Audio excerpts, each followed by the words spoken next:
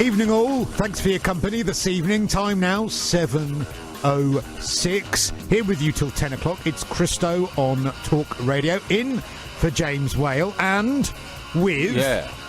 Ash.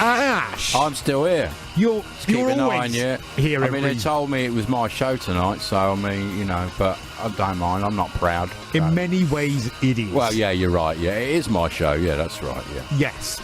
That's good. Perhaps your mind. So tell them what's going on my Lots show. Coming up on the Christo Show with Ash tonight. We're going to be talking in a moment, actually, about a story which has really irritated me over housing. On the day that we find out where we see the biggest house price growth across the UK, I want to talk to you about a story. Actually, it's a few days old, but it's very relevant to the housing crisis. And that is this idea that councils should be able to take over empty properties and rent them out on behalf of the owner without their permission. They should be forced to rent them out, these owners, without their permission, which I think is actually ridiculous and outrageous. But we'll be finding out what you think on 0344 499 1000, and we'll speak more about that in just a moment. Later, we're going to talk about post-truth. What's that, man? Well, the fact that I feel like we have never been in a worse situation when it comes to politics and whether people tell the truth anymore, and the false narratives you can be told. We know too much now, don't we? Yeah. Well, do we? And people never resign. Well, very rarely do they resign like in the old days, you know, now, because they know nothing. There's no care, is there? No. We seem to have certain people who can outwardly just not tell the truth, make completely false promises, and there's no accountability at all nowadays. So we'll talk about that, and we might have a quick chat about whether you, Ash, could be the first female Doctor Who. Oh, no, that job's gone. No, I could be... no, you're right, it's gone. Yeah, you can't be the first female Doctor Who. Because, I heard... That's what I was told this morning as I was preparing myself. What, to be the first female? Well, actually, the name isn't Doctor Who, it's The Doctor. Is it? Yeah. The Doctor Who is the show, but the character you mean that's not his name? No, the character is the Doctor. Right. Her name. Right, that's right. Her name, yeah, of course. Yeah, you're right, really. They never say, you're Doctor Who. Yeah, the Doctor. Oh. The Doctor.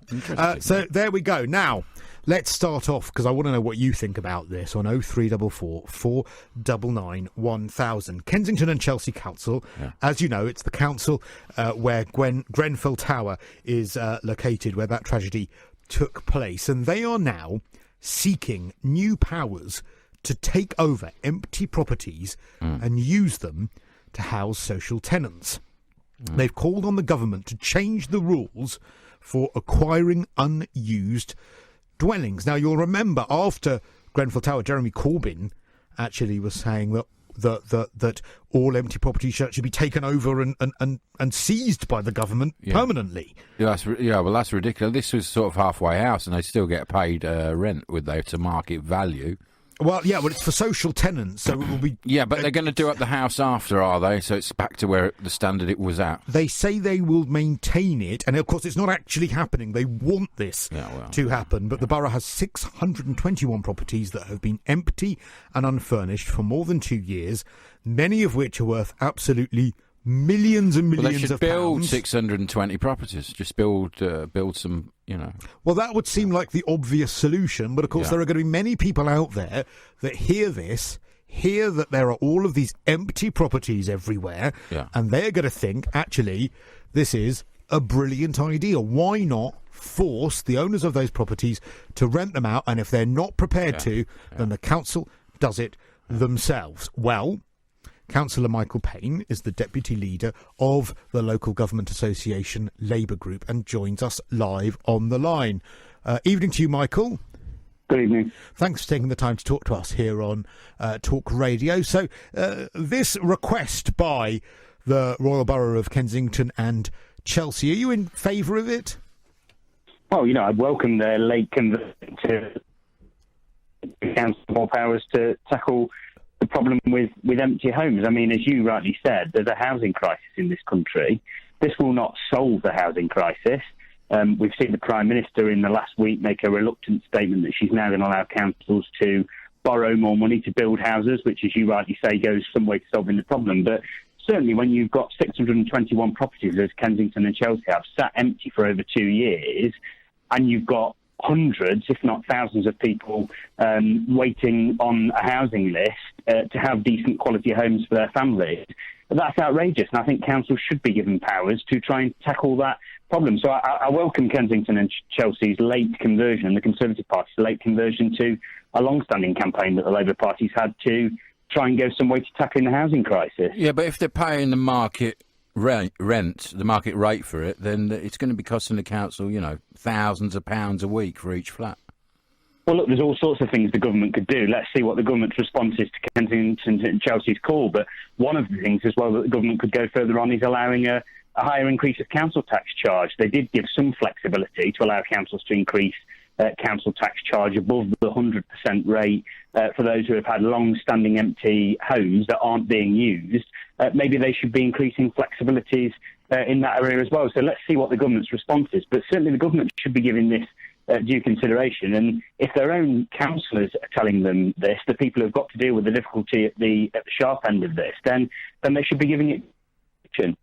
But surely I get it. I get that there is a moral dilemma when it comes to an empty property. If you buy a property and leave it empty, morally, that's probably not the nicest thing to do. But really, do you think it's appropriate that the council decides the fate of that property over the person that has actually taken the time and, more importantly, the money to actually buy that property? Well, look, we've all got responsibility to make sure that we've got places to live and people have decent quality housing. And let's just turn the question on its head. Do you think it's morally acceptable, the Kensington and Chelsea government think it's morally acceptable that in a country like ours, one of the biggest economies in the world... I'm so sorry, Michael, we seem to be losing the line. We're going to try and get you back maybe on a landline where it's a little bit more quality. We're going to call him back. But it seems that Mr. Payne is very much in favour of this scheme, and he seems to be saying that essentially it is all of our responsibility to make sure that there is appropriate housing for everyone. I mean, is that the case? Is it all of our responsibility? Does it? I mean, because people say it's very important, they've got to stay in. Can't they move out? Move somewhere else? And can't Kensington and Chelsea buy property elsewhere?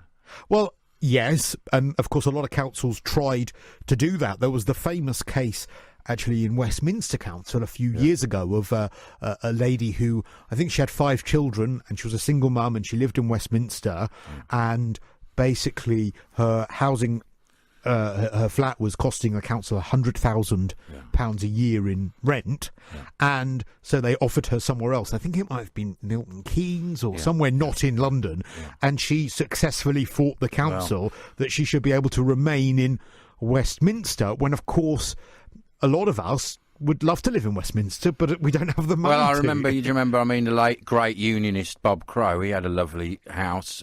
Council house. And he didn't pay, and he was earning, 50 to 100 grand a year. 130,000, So, they should do something about that, because this is going on all over these places. And you're right, and subletting, that's a big issue as well. I'd like to know what you think. I think that this is, although I can see the morality behind it, an outrageous infringement on people's civil liberties, on their rights. If you own a property, we might not like the fact that it's left empty, but for a council to essentially acquire it for their own ends, when it's the council's failing in the first place that there are so many people on the housing list, I think is outrageous. But if you disagree, give us a call. 0344 499 1000 is the number to call. Maybe you are someone who is on the housing list. You're someone who has found themselves in a situation where you are on a waiting list for social housing. Maybe you are one of the people who is on a 10-year waiting list, I think, for social housing. It's like blaming all the oligarchs and that for the housing crisis. It's because they haven't got enough housing stock themselves. Well, yes, they're sort of trying to play the greed card. Look at these greedy people. They are entitled to have it. I don't think it's good for London and other cities where they do it, where they just buy properties and there's no one living in them, because it sort of kills the area. So there should be legislation on that. Well, I agree. to me, that's where you legislate. You either say, right, you can only sell, as there is supposed to be legislation at the moment that a certain amount of particular properties in a new development are social housing. I would also bring in legislation that perhaps no more than 10% of that development can be sold to foreign buyers. That's, I think, how you do it. Or perhaps the council tax. The council tax is well, doubled. That's unfair because they're using no services and paying double. But it's an easy way of recouping some costs. Michael Payne joins us back on the line, the deputy leader of the LGA Labour group. Sorry, we missed your last answer, Michael. So I was saying that I think it's quite an outrageous infringement on people's rights for the council to take over a property in that way, when ultimately it is a council and government failing that there isn't enough social housing. But your answer was to sort of turn it on its head. Absolutely. I mean, you're out. It is outrageous. The government needs to do more about this. The government should be allowing councils to build more houses. They need to take urgent action on that. But turning the question on its head, it's also a moral outrage that we allow ourselves in a country, one of the biggest economies in the world, to get into a situation where people have not got a decent home where they can bring up their families. And I think we have got a responsibility to try and tackle that problem. And what I would suggest is it's a welcome conversion from Kensington and Chelsea. They should have been acting far quicker on this issue and calling on their own government to do something about the supply of housing in this country, which, as you said in the beginning of your introduction to this piece, is not been great over recent years. And history shows if you're going to tackle a housing crisis, as we tried to do in the 40s and 50s post the Second World War, local government is a key part of the solution to that problem, building more houses. But as I said to you, there are all sorts of tools that can be used, including maybe flexibilities about increasing charges on council tax. But I think we've all got a moral obligation to make sure that we're providing decent quality homes for families so that people can bring up a family within their community. But they could build it, couldn't they? They've got a lot of money, Kensington and Chelsea Council. But perhaps they should get on and build it, and perhaps they should be pressuring the Prime Minister to make sure that she holds dear to her promise in her conference speech to lift that borrowing cap on councils so that they can actually get on and build houses. For far too long we've seen restrictions from Westminster and Whitehall placed on local councils that at the end of the day have to deal with the day-to-day difficulties that arise from these situations where you haven't got decent quality homes. Well, then surely that is the solution. I mean, it's almost Stalin-esque to sort of to take someone's property. I get it. Morally, it's not a lovely thing. And, okay, increase the tax when it comes to their council tax if it's an empty property. Increase, as was suggested by Theresa May, the stamp duty when they buy the property. But if someone, whether you like it or not, whether it's moral or not, chooses to buy a property that for whatever reason they want to leave empty or only use for one weekend a year, the thought of a government or a council having the power to be able to seize that property to make up for their own failings, it's just it's not the kind of society I want to live in. Well, nor is it the kind of society I want to live in, whereas I was last week travelling around Manchester or my own home city in Nottingham or London today where I've been, a society where you walk down streets and see people lying in the doors. So whilst one person might say that it's Stalinist for a government to take action and intervene to tackle the housing crisis, I also think it's morally outrageous that we live in one of the richest countries in the world, and yet we still have people sleeping on the streets, people without homes, people trying to raise families in communities. And what I'm saying is this is part of the solution. I completely accept that this is not going to solve the housing crisis overnight, but it is certainly part of the solution. My own example in my own authority in Nottinghamshire also shows that if you work with the people who have got these empty homes, you can bring some of these empty homes back into the market, back into use, and used for families. Just in the last couple of months, we bought tens of empty homes in our own borough in Nottinghamshire back into use for families in our local area. So the council also has got a proactive role it needs to play, and I'd urge Kensington and Chelsea to make sure that they're doing that. But I think the government does need to give consideration to further powers to councils to try and bring in some of these empty homes into use. But it's not going to solve the housing crisis on its own. I accept that. The government's got to take action to make sure that it's giving the resources to councils so that it can build homes. I mean, councils have lost 60p out of every pound in the last decade from their funding.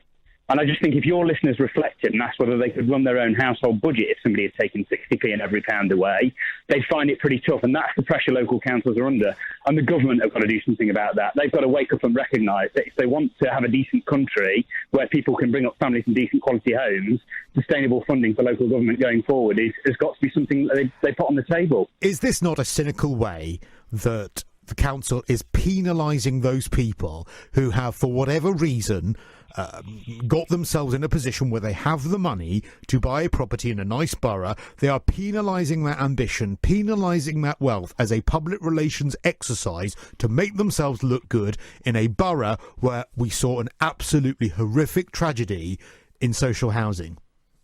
Well, I think, the one thing I'd agree with you about is Kensington and Chelsea should have been acting far quicker over the housing issues. And you're absolutely right. The issue around Grenfell Tower was absolutely tragic to see. But what I'm saying is the government does need to be giving consideration to whatever measure that it is that solves the problem around the housing crisis. And, I can't answer for Kensington and Chelsea about whether it's a public relations exercise or not.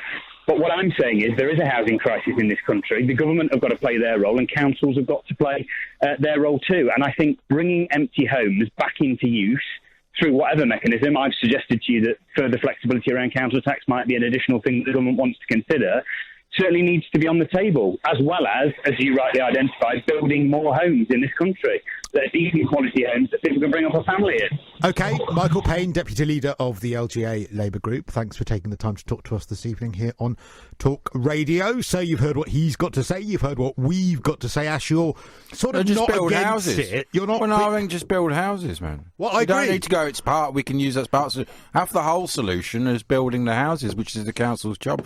And they don't need loans, do they? Kensington and Chelsea, they had tens of millions, didn't they? Well, they are. I think they were the borough a couple of years ago that actually, because it was one of the things widely reported after the Grenfell tragedy, that they actually gave a lot of their council taxpayers a rebate because they had so much money. A lot of councils do have a lot of money as well. I agree, and a lot of assets as well, and a lot of assets that are quite poorly used. But you tell me what you think. Maybe you disagree with what we're saying. You think this is the best idea that you've heard, and if you have the wealth to leave a property empty, and of course this isn't just London, this could be across the UK that this principle could be brought in. If you've the wealth to leave a property empty, then you are rich enough to have a council seize that property and rent it out on your behalf. 0344 499 1000 is the number to call. Give us a call and tell us what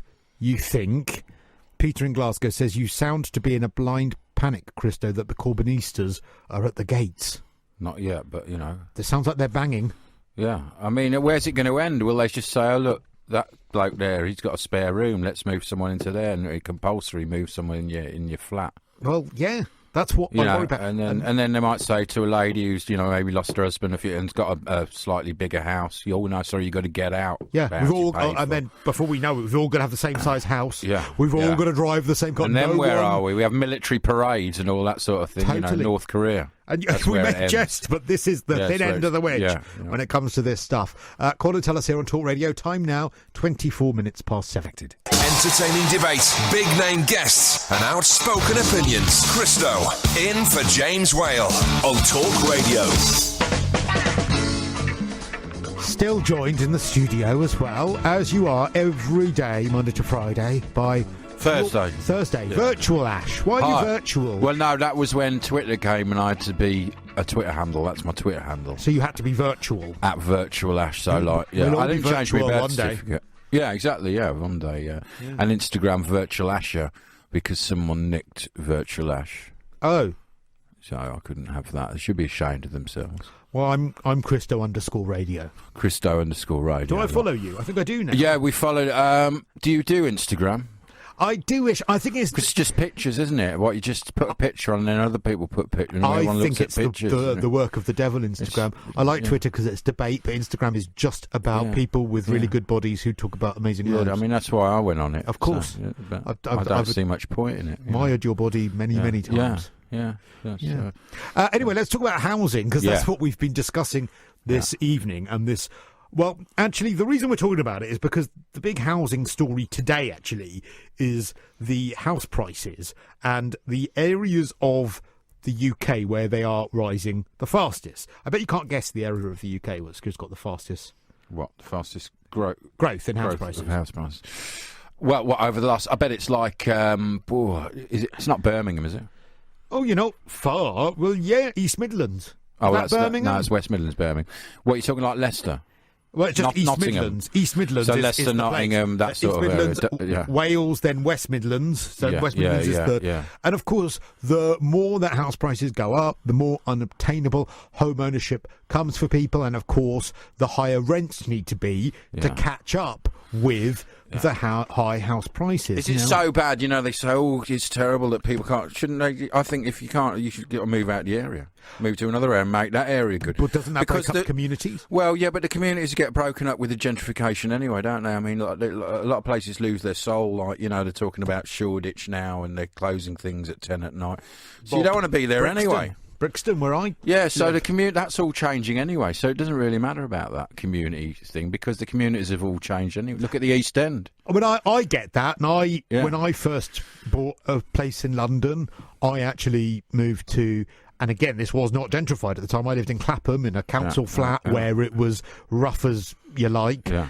I say Clapham, it was just off the Wandsworth Road, which at the time, you would take your life in your hands when you walked home. And now it's posh. Now it's posh, but I would have loved to have had a lovely place in Knightsbridge or somewhere like that. But the community's gone there, hasn't it? It's gone because, you can't force it to stay. It's not the same in Clapham as it was 30, 40 years ago. No. It's just not going to happen. Every place is evolved. But I wonder if maybe... some younger people that want to get onto the property ladder nowadays, they want to live in the Claphams and they want to live in the Brixtons, when in actual fact they should be looking at the kinds of places that are like Clapham was 15 years ago. Exactly. So maybe, the Thornton Heath, the Croydons, those sorts of areas that are, I think you make a good point that you go a bit further out. But the thing we've been discussing on the on this sort of subject is whether the idea that was suggested last week by Kensington and Chelsea Council, and that they have asked for more powers to be able to seize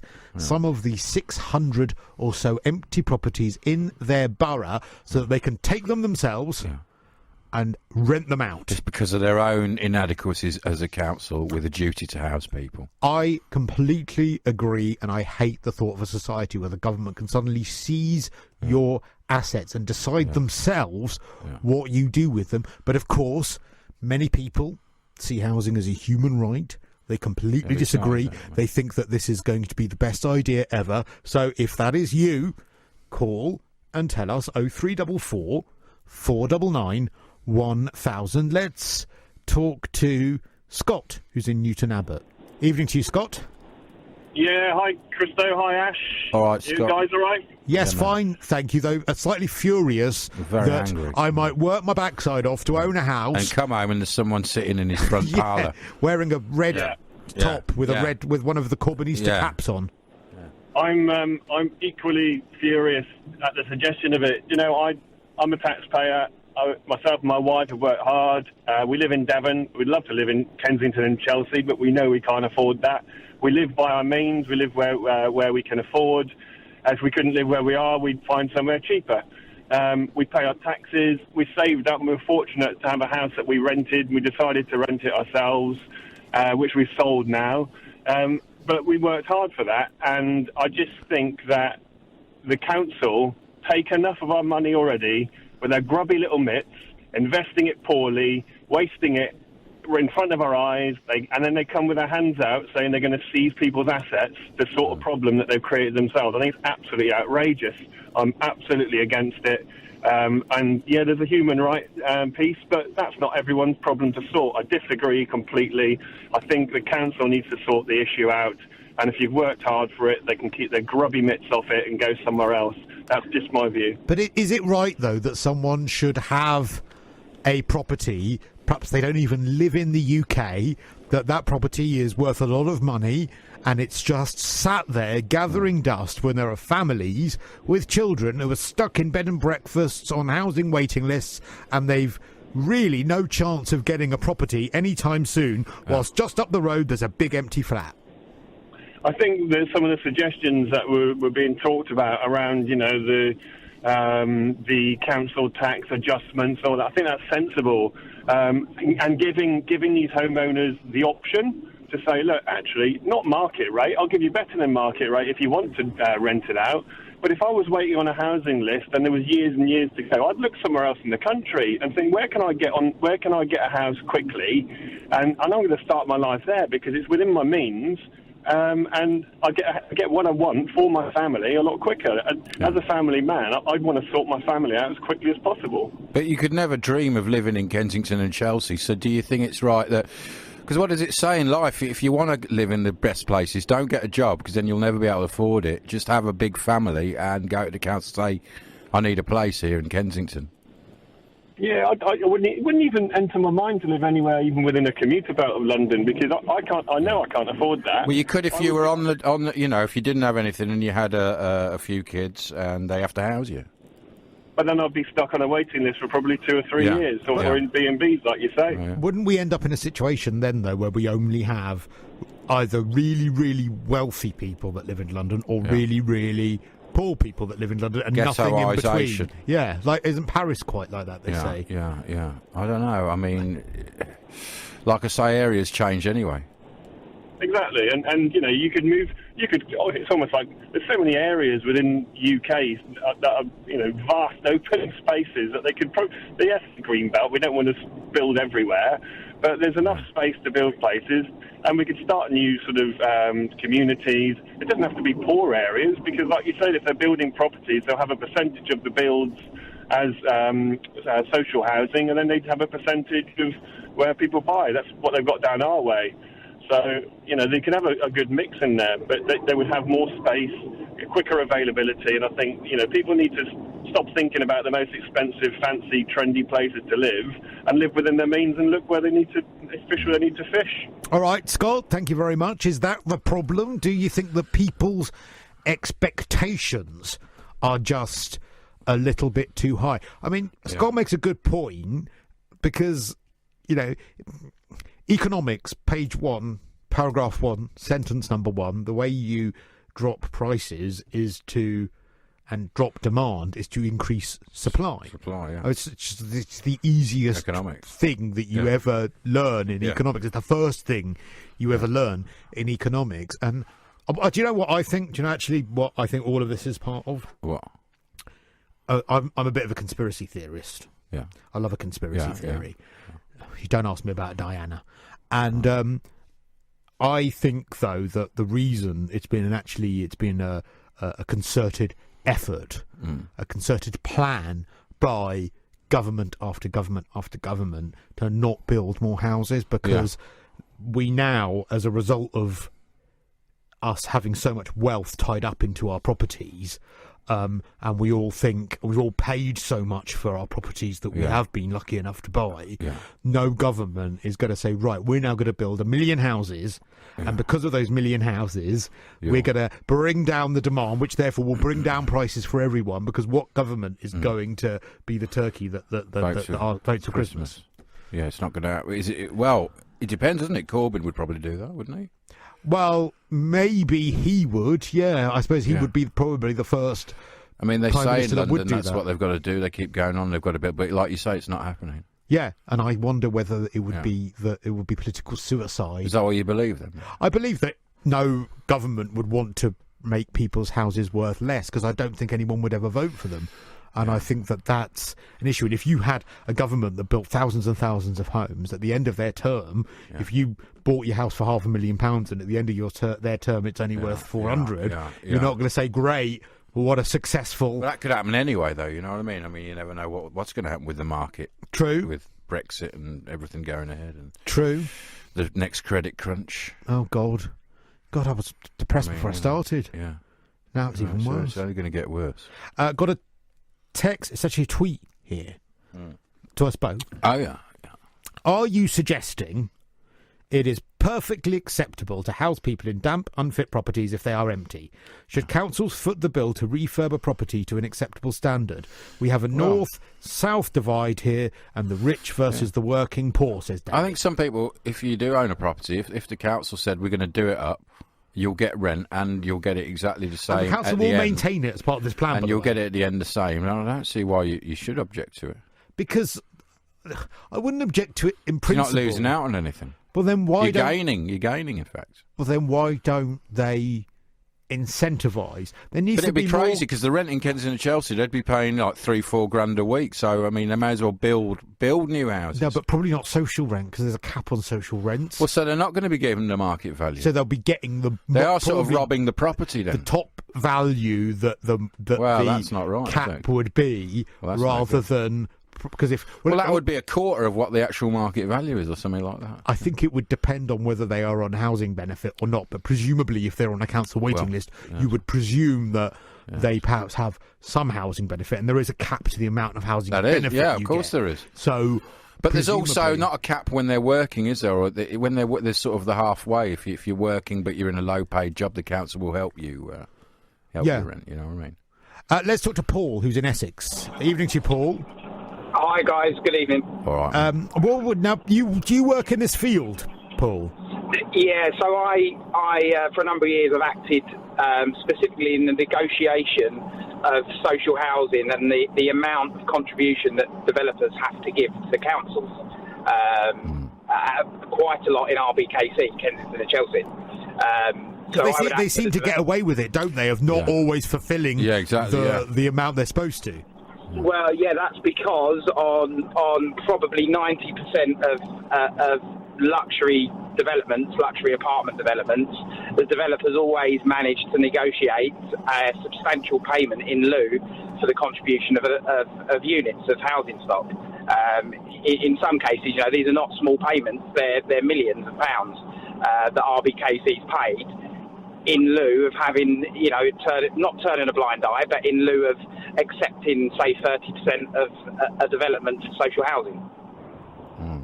And sometimes they don't let them use the front door. They have to use the sort of side door to get in. You know. Well, they don't have any. Just full stop. The development would not have any social housing.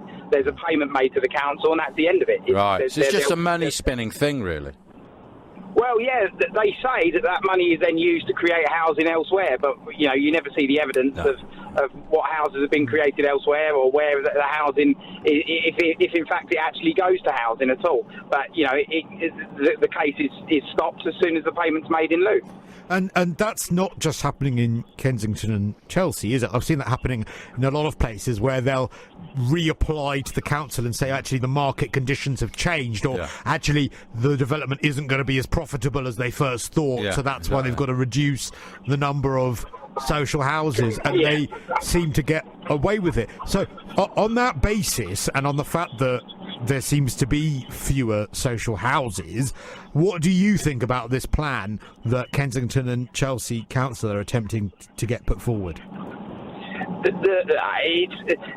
would be very easy for them to look at the legislation and tighten up the legislation around the whole social housing contribution. There are so many exploitable loopholes that developers pay consultants a hell of a lot of money to exploit in order for them to simply not give an apartment for social housing. If they looked at the legislation around the social housing contribution and enforced what is the so-called criteria, they wouldn't have a housing shortage in these boroughs, because they would have the 30% of a development in all of these nice luxury apartments that are built, and at the moment they don't have anything. They get zero apartments. So should there be tighter contracts for these developers that they can't get out of it? Yeah, there should not even be a conversation around a payment in lieu or accepting a payment. It should be, we want our housing stock, and we want we want 30% of the development to be given to the local authority. But it's happening in all the London boroughs specifically, a hell of a lot.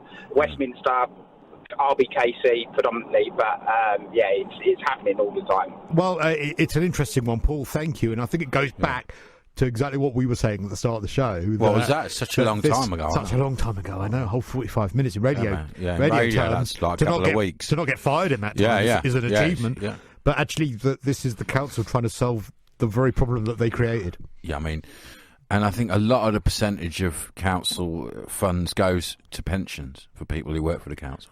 It's quite a large percentage. Doris, who hasn't been in work for 6 months. Yeah. Because, she's feeling a bit under the weather. Yeah.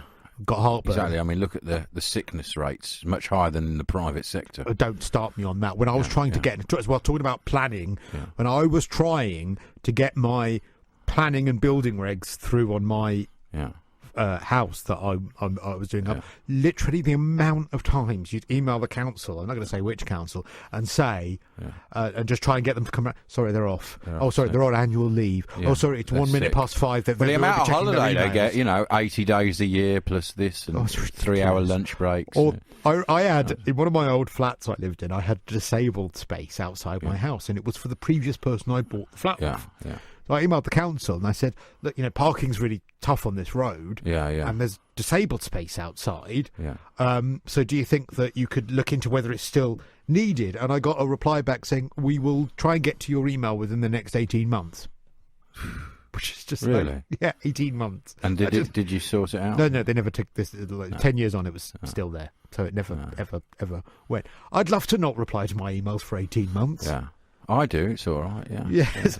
I know. I've tried emailing you lots of times to be your friend, and that's. Oh, that's I did it today. I friended you on Twitter. Didn't I? Did you? Yeah. Did you follow me? Yeah. Followed you, man. Yeah. Oh, okay. I think I follow you back as well. Yeah. Oh my God. This is probably amazing, one of the most successful relationships I've ever had. It's beautiful. It's working really well. It really is. It really is. Yeah. Okay. Well, we will be continuing this beautiful relationship. Can we hold each other in the break? Yeah.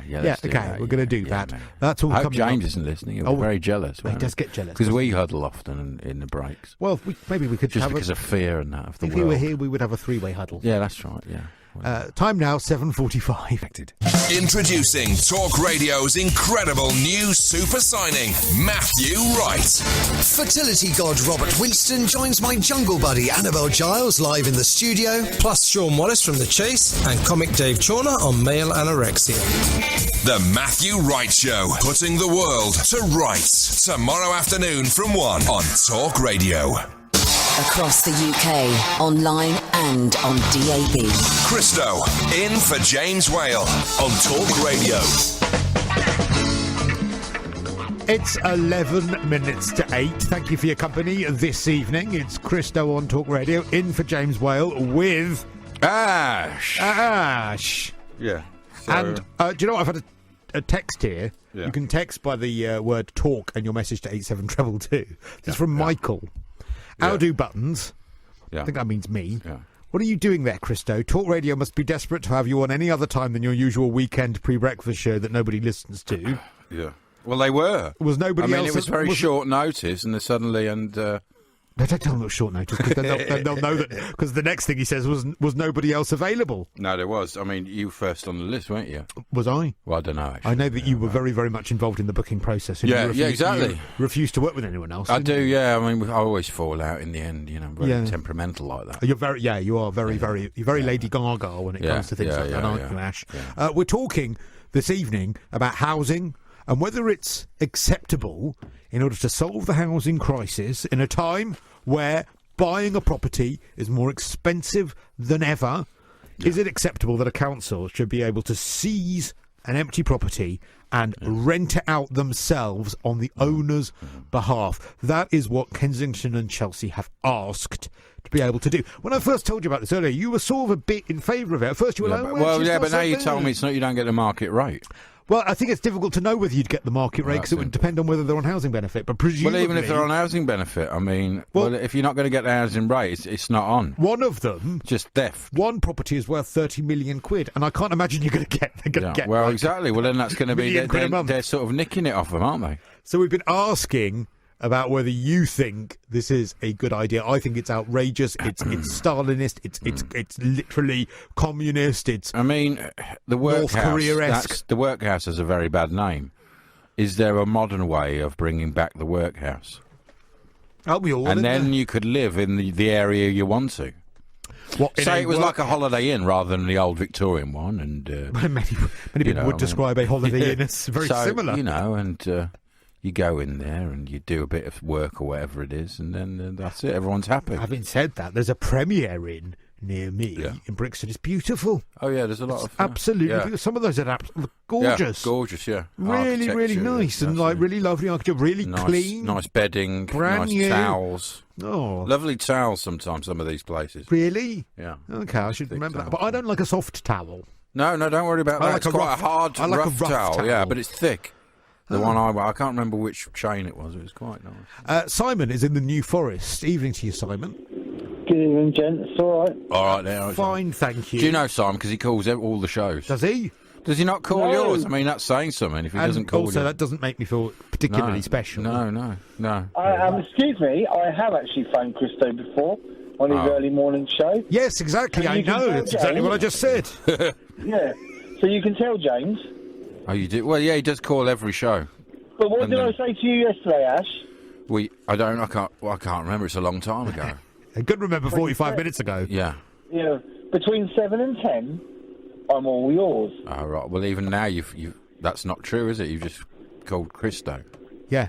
Well, yeah, true. So you've even ruined that now. So if you've got a lovely flat, Simon, and I don't know, down in the New Forest, and it's empty for a year or so, should as the leader of the council, should I be able to take that flat, decide what I'm going to do with it, rent it out to people who need social housing, and then give you the money and do that whether you like it or not? Right, well, let me just lay my cards on the table. I'm very anti-councils, very anti-government. I don't like the system. I've had a lot of bad dealings with the councils over various things, and I find them extremely inefficient. And any decision that a council makes is not going to sit well with me, I'm afraid. I've come to that realisation over the years. But I have a solution. What is it, man? Okay. Now, you've got to indulge me for a minute. I know I'm pushed for time. If I drive down the street and I knock over a road sign in my car, I can go to B&Q, I can buy all the materials I need, go there, put it back together, right as rain, as it was, for 50, 60 quid. Yeah. When a council gets involved, once it has to be assessed, risk assessed, put out to tender, etc., they're going to pay a private company £5,000-6,000 to do that same repair. And this is part of my issue with councils and government, is the amount of money that is wasted. I would like to see all of this using private companies and putting out to tender. I'd like to see all of that stopped. The only people that would suffer would be the fat cats that own the private companies, like the boss of Carillion, for example, who, even though the whole thing failed, gave himself a bonus. Now, if that was the case, all of the people that work for the private company could be brought into the fold of the council, so there would be no unemployment, and these repairs could be done at a normal, respectable, reasonable price. And the money that they save, which would be billions, could go into building more housing. But didn't Margaret Thatcher, in her wisdom, whether you love her or loathe her, wasn't the entire point as to why she privatised services and put them out to tender was because that they would come in cheaper than the council doing it themselves, which is why that's turned out to be wrong, hasn't it? Well, in some cases, because it's like 20-year contracts. Like I know in Birmingham, I heard they wanted another grit, thing, one of those yellow things full of grit somewhere. And they said, we can do it, but it'll be £24,000 because we have to do it a 25-year contract to go with the rest of it. But it's like everything in this country. It's like the railways. Classic example, same thing.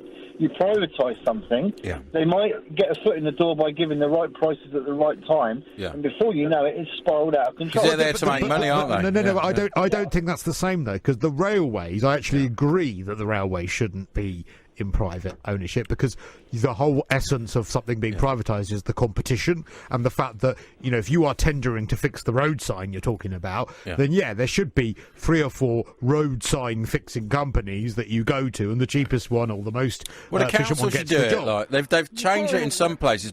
In Liverpool, I think they went back to taking it away from Sunderland, and I think it's working better. And but do you not think the council will then reward themselves with loads of money anyway out of the council tax? They're meant to be doing that job. They shouldn't be tendering it out. That's their actual job. But I don't think it is cheaper. Yeah, go on. Why do you think, or why do you say that the council should have 3 or 4 different companies to tender it out to. Because unfortunately, most nationalised industries or locally run industries like we used to have in the 70s, were absolutely horrifically and inefficiently run. You had unions, we were just talking a second ago. Unions, isn't it? Yeah, but we were talking a second ago about council workers that perhaps some of whom have perhaps not the best work ethic, not all, but some of whom perhaps don't. Well, how do you know they'd even turn up to do the sign that we want them to fix? So I don't know if we can have it both ways and say, well, look, we're not sure the council work that hard, but we want them to do the repairs themselves. Well, I always worry about who gets the contracts and how. I agree, and sometimes I think there's a bit of a fiddle on there. I lived in social... Which wouldn't happen if it was within the council doing it themselves. My council flat that I used to live in Clapham, so they had a private company doing repairs, and of course, I know Lambeth, they're not here to defend themselves, and I'm not making any impropriety as a suggestion, but you'd ask for repairs to be done, and they wouldn't get done by the private company, and they'd have to come back and do them again, and we were all paying for those. So I get the point, but I think that everyone is equally as inefficient, sadly, which is really depressing. There's inefficient, and then there's taking the mick. Yeah. Of course, this is very depressing. I mean, I don't know if it's you. No, I mean, it's depressing, isn't it? All this terrible news. Well, I tell you what, thank you. People nicking houses, Thank you, Simon. Do you know what? In the next hour, we're going to cheer you up. I've got good news for you in the next hour. Oh, great, thanks. We're being lied to constantly by politicians. Well, Nothing is true ever again. We are all in a situation where we cannot rely on anything that's ever being said, and we're in a society of fake news, fake promises, and lies. But it'll be better in the next hour, is it? Yeah, that's well, that's all right. Well, yeah, that is an improvement. Yeah, man. Wouldn't you say? It's 2 minutes to 8. Good evening. It's just, what is it now? 3 minutes past 8. Thanks for your company this evening. It's Christo on Talk Radio, in for James Whale, joined by my radio husband. Yeah. Well, temporary radio husband. My radio affair, really. It's just, because you're married to James Whale.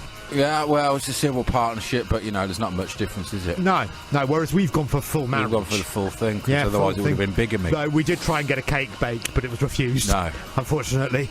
Lovely Ash is with me this evening, and here with you till 10 o'clock tonight. We've been talking about housing, and actually just opening this out a little bit more. Any solutions you have to the housing crisis, whether it be penalising landlords, capping rents, building more houses, anything you can come up with, or, of course, if you want to continue the conversation about the idea of a council being able to take over an empty property, which is what Kensington and Chelsea Council want to do.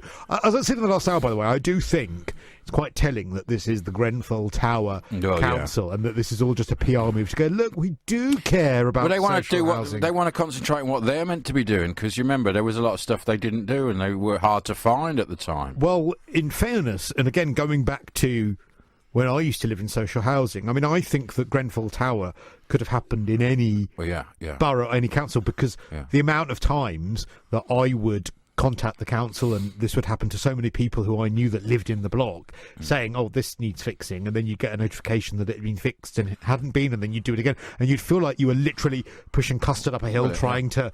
It could have happened anyway, because they found this cladding in loads of buildings all over the country. Well, yeah, that as well, but even prior to that, with them asking for basic repairs to be done and things like that, there seems to be... So actually, I'm kind of contradicting myself, because I think a lot of that is down to the fact that there's a lot of private interests in this, so maybe they're just hoping they won't get caught out, and if they do, it's still cheaper than doing the whole, you know what I mean? Yeah. It's all at figures at the end of the day. So we're talking about that, and whether a council should be able to take over someone's property if it's empty and rent it out because of the fact that they want to reduce the number of people on social housing waiting lists. Is that fair, or is it getting to a situation where we are almost in sort of communist Russia of years ago, where your property's seized or whatever else? 0344 499 1000. Do you know something else? I don't know why I was so apoplectically annoyed about this, Ash. What? Right, now, Jacob Rees-Mogg is enough to annoy anyone, really. I find it's quite funny, isn't it? It's just no. And it's cultured, isn't it, when he does the Latin stuff? I don't like it. No. I don't like it. I used to find him charming. He is a bit of a caricature. I used to find Boris quite charming. Yeah. Before we realised, of course, that he was shafting people behind his wife's back as well as the nation. Yeah. But I don't find either of them charming anymore because I think that they are responsible for the mess that we are in, or partly responsible for the mess that we are in now. And I'm not talking exclusively about Brexit. I'm talking about this idea that you can bluster your way through debates and you can give false narratives and false Well, they all facts. do it on all sides. Yeah, but I think these two are particularly bad at it. And it was, well, I'll tell you why. It was Jacob Rees-Mogg's tweet which got me thinking about this. What was the specific thing then? Right, really well, John Major, a couple of days ago, wrote a piece for The Guardian about, I won't lie, The Guardian is not really compulsive reading in my household, but he wrote this piece for The Guardian about what he believes to be an absolutely catastrophic mistake we are making over Brexit, which is John Major's view. John Major says he's got no real stake in this. He hasn't got a constituency he's got to worry about. And that basically listing the reasons why he believes Brexit is a disaster, right? Right. Which is a fair enough opinion. Well, yeah, but it might be wrong. It might be wrong. Yeah. I don't think it is wrong. Yeah. I think that day after day after day, people who have that opinion are being proved more and more right. Well, I mean, a lot of the businesses like Wetherspoons and Dyson and Big British are saying, no, Brexit's good. Well, yeah, but JCB. I'd probably rather listen to Nissan, Jaguar. Well, they're Land foreign Rover. companies. These are British companies. Yeah, Dyson, but so they really are the ones that it will matter to. I don't believe them. I don't. But this is this gets to the problem. This gets to the problem because John Major puts forward this argument, and I get that you might disagree with John Major, as you have every right to do. You might disagree with all the things that John Major wrote in that article. But you know what Jacob Rees-Mogg's response to this particular article was? Didn't engage with one fact that John Major put in the article. He tweeted, "Pity Sir John Major, who was so heavily rejected by voters in 1997 and has never recovered." Mm-hmm. Now, do you know what makes me apoplectically furious about that? Was hitting a man when he's down. No. The past and, No. It's yet again this idea nowadays that we don't engage in the argument anymore. No, we make out that it's some sort of conspiracy or sour grapes or fake news or John Major can't just have this opinion because he's valid. John Major has to have this opinion because he's bitter. Well, should about you have the an election. opinion? Often it's like the old presidents. You get out the way and don't say things. It's small becoming like old prime ministers often don't. You don't hear much from Gordon Brown, do you? Well, then say I don't agree with what Gordon Brown's got to say. Don't say you're only saying it because you're bitter. And I believe that we've got to a stage in politics where we no longer debate the issues. Look at Trump. Trump doesn't debate whether just someone... personally rude about them and that's it. Yeah. Exactly. Or it's a conspiracy. Yeah, you're right. There's no debate there. It's a bit mindless, You should say... You're right. Should break down his points and say why he's wrong. But I just don't think we live in that era anymore. I think we live in an era now where if you say something, it's Project Fear. But why would, if he's bitter, why would he say? Why would he say he's a Remainer then? Because he's bitter. Well, exactly. Because why is he still apparently thinking about an election 21 years on? It's just I find politics nowadays depressingly infuriating because I don't believe we hear any intelligent argument anymore. We hear no substance. It's all bluster, fake news, conspiracy theories. But that's what works with us, and we're the electorate, and that is what works. It's we're the fools because we get the politicians we deserve. And I can't bear it any longer. Yeah. Well, to tell us whether this is the case, or indeed to defend our politicians. Let's talk now to our political editor. He roams the corridors of Westminster, even when it's closed, which makes him sound like a trespasser and a stalker, which he isn't. But Ross Kemison joins us. Sort of. I mean, that's what we need, a political stalker. Yeah, I suppose we do. Ross, good evening. to you. All right, then. Ross, do you get the point that we're making in as much as that we seem to... I mean, I don't know. You have covered politics for a few years. You and I speak quite often about it, but I don't know about you, but I feel like we have gone into the realms of no longer debating facts, no longer intelligent debate. It's just either insults, bluster, it's conspiracies, it's, Project Fear. We don't seem to actually have any coherent debate anymore, and I think it's worse than ever. Well, Christo, I think that some of this feeling started coming to the fore in 2016, didn't it? And if you remember in 2016, the Oxford English Dictionary, their word of the year was post-truth. And what we're kind of entering into in our political discussion at the moment is this increasing sense, and there have been several books written about this in the past 2 years, that we are moving into this environment, this kind of post-truth environment. And I think you would define that as a political culture, really, which is detached from the reality of policy, detached from the reality of what actually happens when politicians do things, and much more about the exchange of what we used to call style over substance. And even harking back to that phrase will bring back memories of the 1990s, which tells you, before we even begin, that I think this sense has been around for a very, very long time, and there's nothing particularly new in the substance of this. But there is something new, I think, in the fact that we're beginning to define it in this academic sense even more strongly. And the second thing that I think is new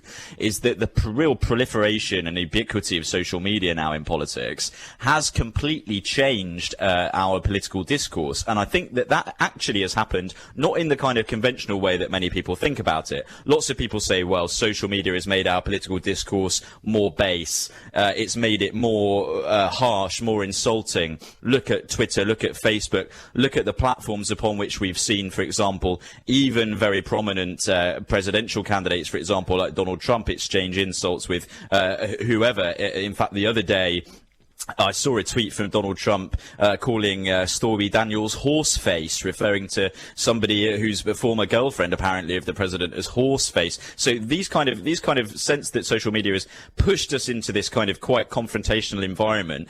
I don't actually agree with that. I do think that politics has always been quite tough.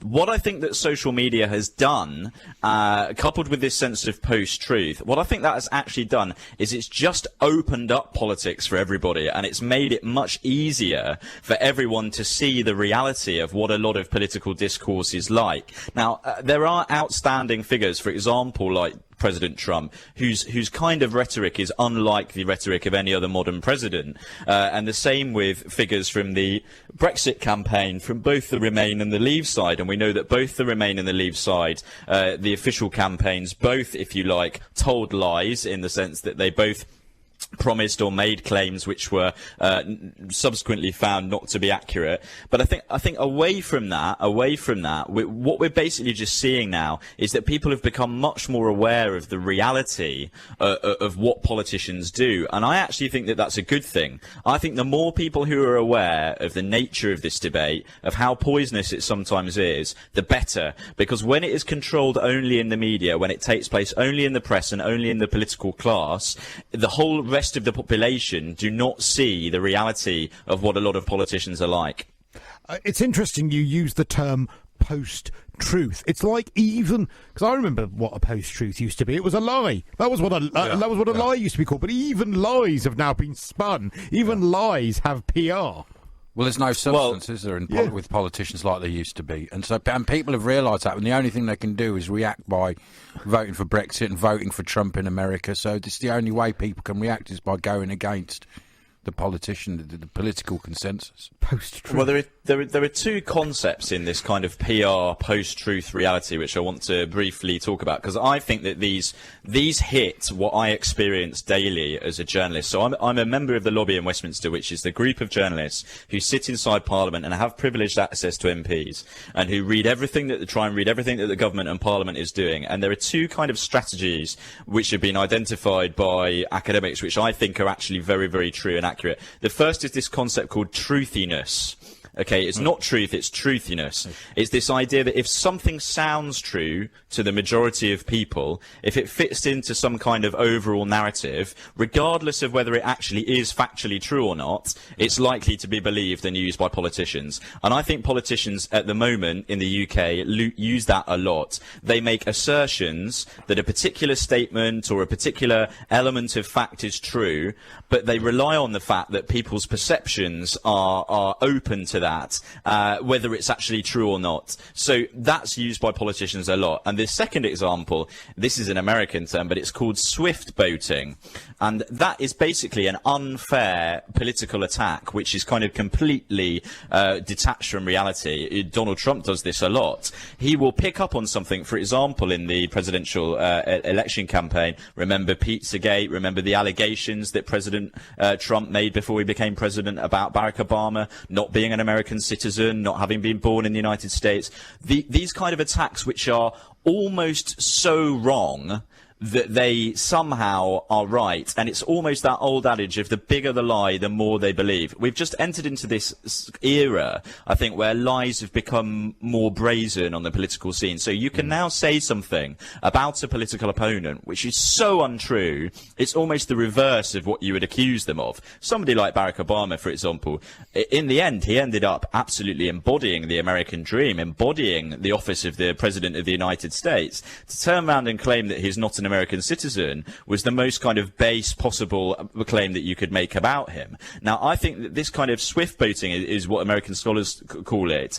It's just the totally unfair political attacks, which are so outside the realms of normal fantasy that they actually pick up a lot of currency with people. They actually go a lot further. Like mud sticks, isn't it? If you throw enough mud, people might believe something. Where there's smoke, there's fire, and all that kind of, it's all those sorts of things that if that suggestion is made, that it's the reliance. Some of it must be true. The people will go, well, okay, he might have been born in America, but he is a bit dodgy. Exactly, there is still something about him I don't like. And it's just, hoping that, well, as Ash says, mud sticks a little bit. So surely, Ross, this is only going to get worse because of social media and the currency of that increases. And the shallowness of sort of society with on their phones and just looking at sound bites. And this is sort of, because remember Blair and all that and Spin, and that was all about sound bites, wasn't it? And social media plays into the hands of sound bites now. Completely. Let's think about this, because this is a comparison which is always made, that this really all came from the 1997 government, Tony Blair, Alistair Campbell instituting this idea of political spin. I'm not so sure about that, because what's around before, wasn't it? I mean, there was a bit around. I'm sure it was around before, but I think the difference was this was pre-social media, most of the Blair government. So the whole media environment, what people heard and what people saw, was controlled by journalists. So Alistair Campbell and Tony Blair, when they were spinning, they were mainly spinning to political journalists, to quite a select group of people. And those journalists became the filter for what the government was trying to do. To a large extent now, that filter is gradually being removed. In the UK, it's stronger because we have a stronger, more kind of disciplined medium of political communication. But I don't think it will be around forever. And basically what is happening is the way the media is changing, the way social media is opening up politics to so many more people, with all of its associated insults and crassness and everything else, is actually removing the element of spin.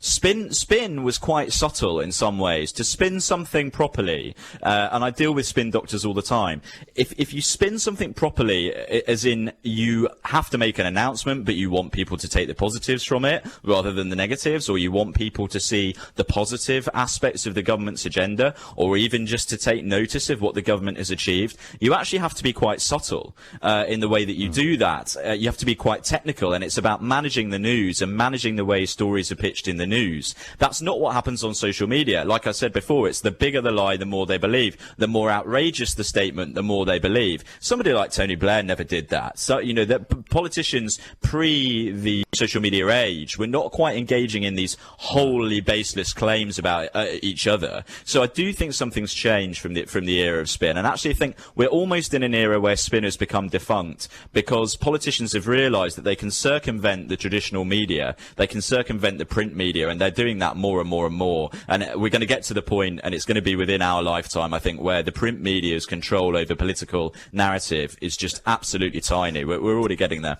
Do you think then, just finally and briefly, if you wouldn't mind, Ross, do you think that this overall is also a failure of journalism? Because we have not held many of these politicians enough. And again, with the Brexit debate, I think this is very relevant to account where a lot of people have been allowed to spout whatever you want to say, their spin or whatever else. Well, they were bullied, weren't they? I mean, originally the journalists before, around nights. Now it's different. Yeah, well, now I think that they're allowing politicians to get away with stuff that they shouldn't. So are some of us responsible? Yeah, I think we are. And I think we have to take responsibility for this. And I think that there's been a change in the domain of the struggle, if you like. The struggle used to be dealing with government press releases at 7 p.m, trying to get to the bottom of a story, and that was a small number of people who did that. And basically, if they didn't do their job, then the untruth got out. Now I think the domain has completely changed. It's online, and basically what happened is social media platforms came along before journalists caught up with how to deal with the information on them. That is gradually changing. For example, Facebook introducing the traffic light system and other kinds of ways of indicating to people the reliability and the sources of content. Twitter trying to take down more and more accounts which propagate false information. There is an inquiry in Parliament at the moment called the Fake News Inquiry by the Digital Culture, Media and Sport Committee, which is ongoing, which will look at the possibilities of changing the law around this. But basically what happened was social media exploded and journalism didn't quite catch up. But it's beginning to now. But just it's the territory that's changed, not the work that needs to be done. Okay, Ross Kempsell, thank you very much indeed. Talk Radio's political editor. Do you agree with what you're hearing? Do you believe that we are in a political era where we don't have truth, we have truthiness? We don't have facts, we have swift voting or factiness. We don't have sort of debate, we have post-truth. Do you feel very depressed about the state of what you are hearing from those people in authority? And you tell me how you think we've got here. 0344 499 1000. And also, how do we get out of this? Do we ban spin? Do we make manifestos freedom of speech? Law? You can't ban, you can't. Okay, you could make the manifesto a legal document. Yeah. It is a contractual document, and if you do not enact your manifesto without, unless there's a blooming good reason why you can't, then you are, I don't know. Well, like the ministerial code, you have to just resign if you. Well, exactly. So is there? Do we need now, in an era where we have social media, where in an era where we have these lies on all sides, not just on if we're talking Brexit, if we're talking anything, it is on all sides. Corbyn won't speak to a lot of the press. Do we need to have some sort of radical solution? Well, you could deduct seats, couldn't you? Like in football, if you deduct points. If you find out if they lie in the manifesto, deduct 10 seats from their majority. Yeah, I quite like 10 that. by-elections. Yeah, get rid of the ones we don't like. Yeah. 0344 499 1000 is the number to call. Call and tell us here on Talk Radio. Time now 24 minutes past 8. So, we're a bit depressed this evening when it comes to politics. With good reason. With really good reason, I think, because after Jacob Rees-Mogg criticised John Major's opinion piece in The Guardian on Brexit, not criticising the facts, not criticising the substance of John Major's argument, saying that essentially John Major is bitter. He was rejected by voters in 1997 and has never recovered. This, to me, absolutely epitomises the issues that we have with politics and political discourse at the moment, because it's no longer about debate, it's about petty insults, bluster, lies, post-truths, conspiracies, insults. I think I might have said that already.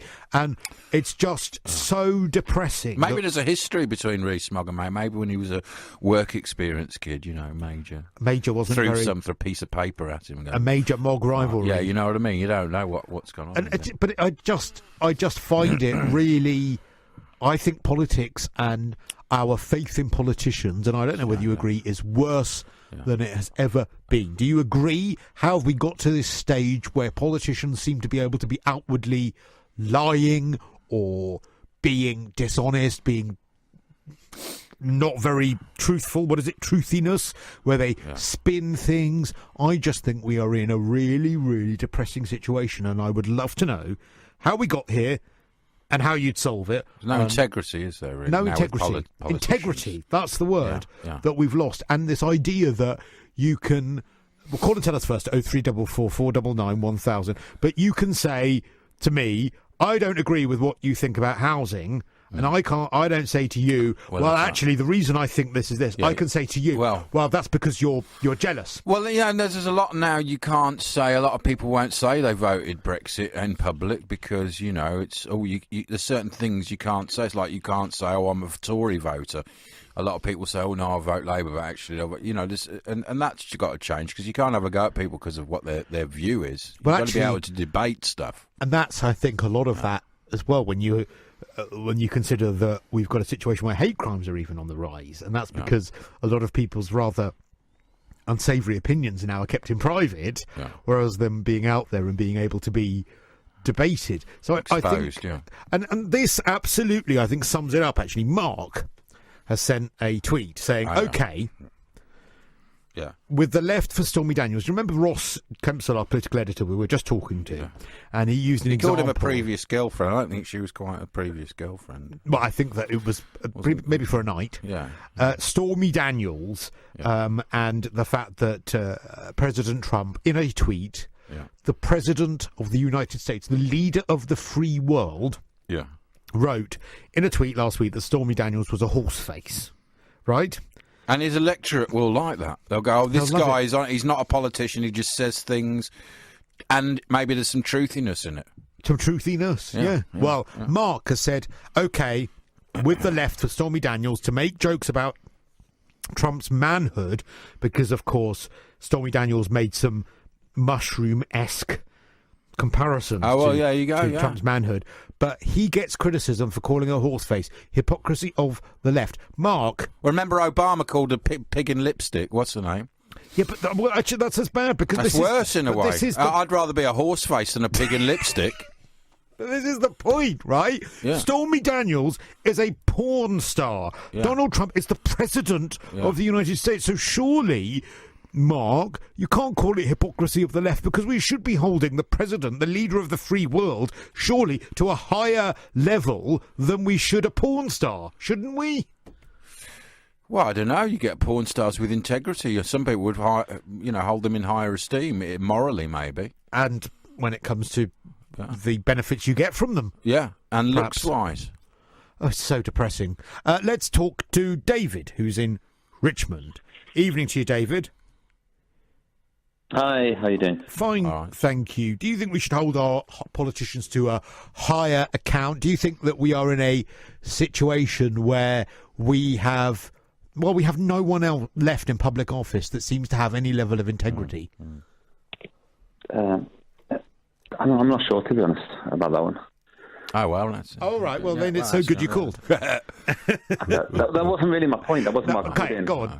I mean, it's been a really interesting debate, but it's not my field of the politics, to be honest. Yeah. Well, you're talking about the social media earlier. Yeah. Yeah? Yeah, and we were talking about, Ross was saying about how, because of social media, now these sound bites are so quick and you can respond so quickly, and actually maybe that has, I suppose, devalued the debate a little bit? Maybe. Possibly. I mean, I suppose I might be a little bit off topic on this, but it's just, I saw a thing the other day. They did a lecture, it was in London, and it was on social media in the old days. Mm-hmm. Yeah. I don't know if you saw anything about it. No, but what happened? It was about, I think it was from caveman times through to, now. In the caveman times, they had big walls. They wrote things on, and they kind of liked them with ticks. And they had, the equivalent of Twitter. And this is in all the countries. I just found it interesting. People wrote stories, and they sent presents to each other that had coded messages, and these were passed on to each other as a like. Yeah, there's always been stuff like that, hasn't there, I suppose, and spin. I mean, it's probably, you're right, cavemen says, Well, so cavemen used to give each other presents, and that would be considered to be something that you would... Put tick. No, they would make a mark on it if they liked it and pass it to somebody else, and it would give influence. It was like a secret code, and then there was a big wall where people would probably, a bit like Twitter, people would have threads, and travellers passing through would recommend places to eat or nice hostels nearby, and they would all get rated, a bit like TripAdvisor. And you could retweet and stuff on another cave wall? I think that was So I think that kind of thing went on. Wow. It's fantastic. Yeah. I mean, I kind of feel like... It's brilliant, that is. I half feel like you're winding us up. No, it sounds... we've always been the same animal. It is a thing. It's exactly the same. Just our equipment's changed. I forgot about it when they went on TV and radio. What? And it's come back. It's come back, essentially. I just want to get this absolutely straight. So, David... Cavemen used to give each other presents. What would they give each other? And ratings for like a restaurant, a caveman. Oh, lovely pterodactyl at this restaurant. Yeah. It was a bit dry. Exactly. I mean, Ash, you're being silly now. I don't know about pterodactyls. Come on. No, but they would there would be a lovely place that there would be a bonfire where they would cook some bats maybe or something. Watch out for the saber-toothed tigers. They would pass messages to each other on eggs, especially eggs were transported a lot. And on the egg, they made special markings to say, be careful, or that guy's an enemy. Or they would give the egg to somebody. This egg would pass about everybody. And on the egg, they made special encryptions. But wouldn't it be better to put it on something that was a bit less delicate than an egg? Because if the egg broke, you wouldn't be able to... Oh, you can stand on an egg, if you get but in those days, they were golden eggs. Really? And now we've got the lion on the egg, printed on the egg. Well, what's the conspiracy in that? That's a bit the mark of the beast. Well, this leads me on to another thing, Ash, and this is... Yeah. It's not exactly straight, that conversation. It's Am I drunk? Am I drunk at the moment? I think you are a little bit. Okay, fine, I'm just checking. You mentioned a while ago, this is a while ago, about graffiti and famous graffiti around the world. Yeah. And graffiti you don't see anymore. And I've got three, Ash. I don't know if you remember any of them. You may do. Yeah. One of them was the Velvet Underpants. Yeah, so where was that? Where was that? It was on the way, I think it was on the way from Birmingham to Wolverhampton on the train. I think I remember it, yeah. Was that rubbed off recently? It's gone completely. And it was like 25, 30 years, this graffiti. It became a public landmark, didn't it? Yeah, yeah. Ages. And it was also Tojo the Dwarf was written on a little bridge, I think, on the way to Dudley. Is this a call about housing or about now politics? Or it's graffiti. It's gone into graffiti. Graffiti. Yeah, but it's the same thing. It was still going on in the 70s, 80s, 90s. Because that was a code. I wondered if you knew the code. I don't know. The what? The same thing. Graffiti's the same as people wrote comments alongside next to Velvet Underpants, as people wrote loads of comments and stuff. It's always existed graffiti, hundreds of years. As you find old graffiti from cavemen and stuff. No, you do, and hieroglyphics. In the pyramids, exactly. they've got hieroglyphics. Who said that one? That was a great one. Yeah, I said it. Well, that was it, really. Are you saying that hieroglyphics were a precursor to Twitter? I presume so. I don't know enough about unlimited characters. I suppose so. Exactly. Yeah. They used to draw characters as well. That's right. There was character. Well, there is. We live in a visual world. We once had a neuroscientist on, and he said we used to be all visual. Like, remember, the writings used to be all symbols. Yeah. And they had a lot of goddesses. Emojis. It stimulates the artistic side of the brain. Right. When we got into writing, we started having more male gods.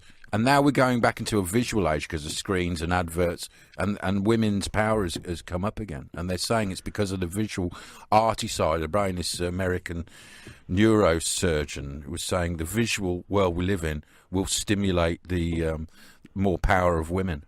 Are we still talking about Brexit? As human beings. It's all linked, isn't it? Yeah, it's all together. I thought males were traditionally more visual. To looking at, attraction, but not as in we like words, we like logic, you know what I mean? Whereas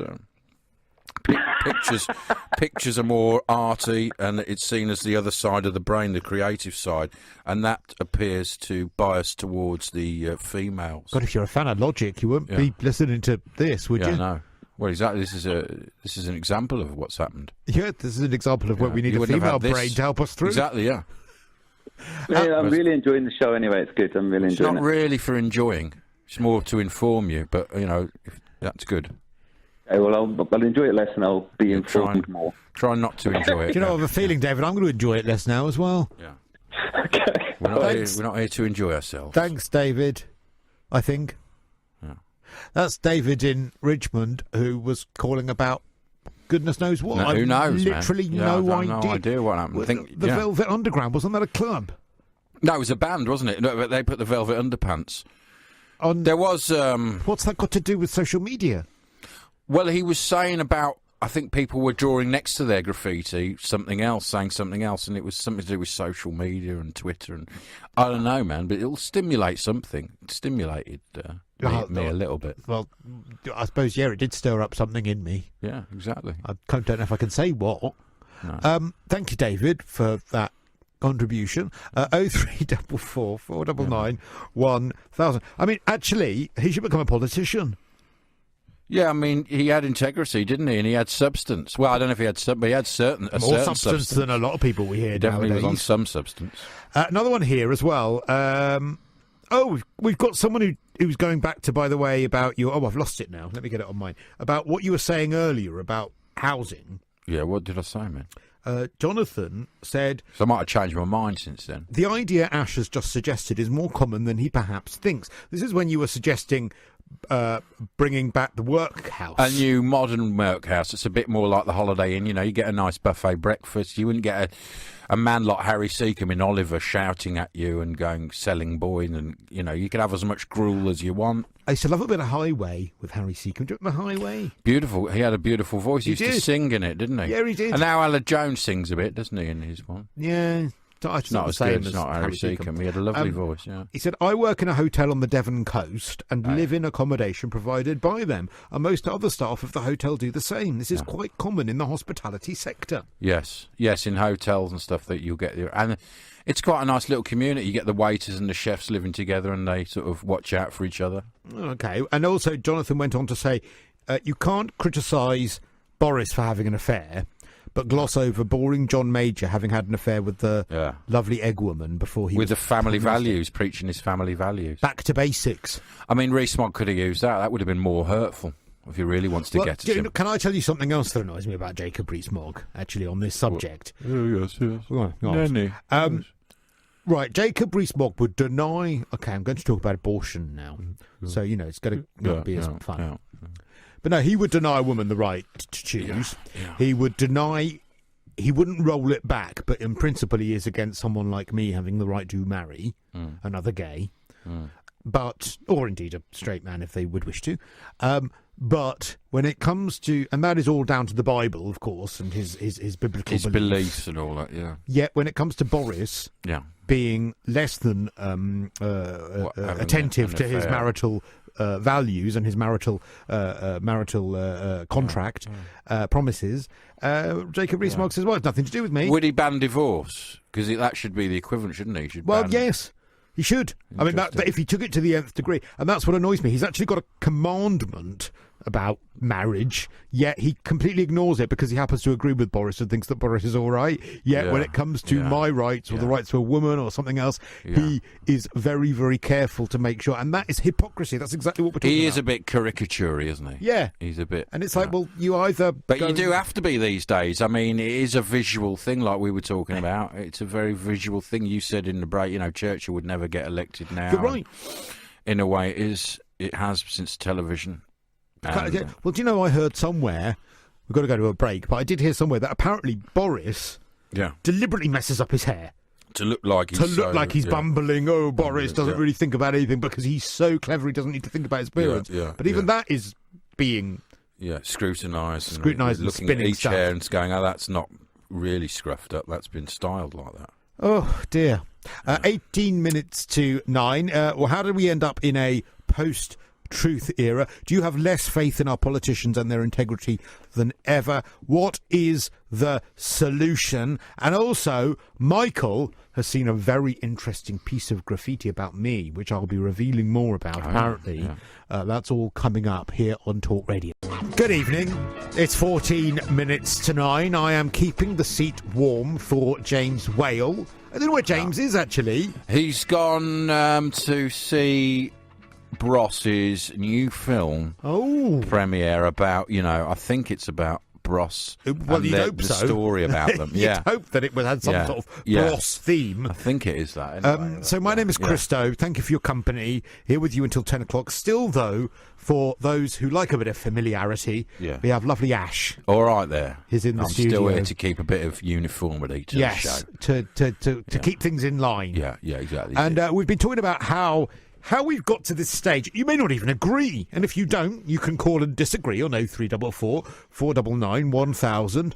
How we've got to the point where we have so little faith in our politicians and this post-truth era, this era of fake news, of conspiracies, of the fact that if if the left say something, the right say it's because they are politics of envy, and if the right say something, the left say it's because they're only for the rich, and there's no debate anymore. It's all sound bites and narrative. And you've got to go against what the others say. Yeah, and it's just there's no engagement. And I'm saying this because Jacob Rees-Mogg, rather than engage in the argument with John Major over Brexit, when John Major wrote a piece for The Guardian, literally Jacob Rees-Mogg's response was, pity Sir John Major, who was so heavily rejected by voters in 1997 and has never recovered. So Jacob Rees-Mogg not remotely engaging in any of the points John Major made, instead choosing to say that he's got sour grapes from his loss of the election in 1997. But that was the reason he lost that election, was because of Blair, and exactly what we're saying. It was all style over substance. They thought, oh, look, he's great, isn't he? This new guy, things can only get better.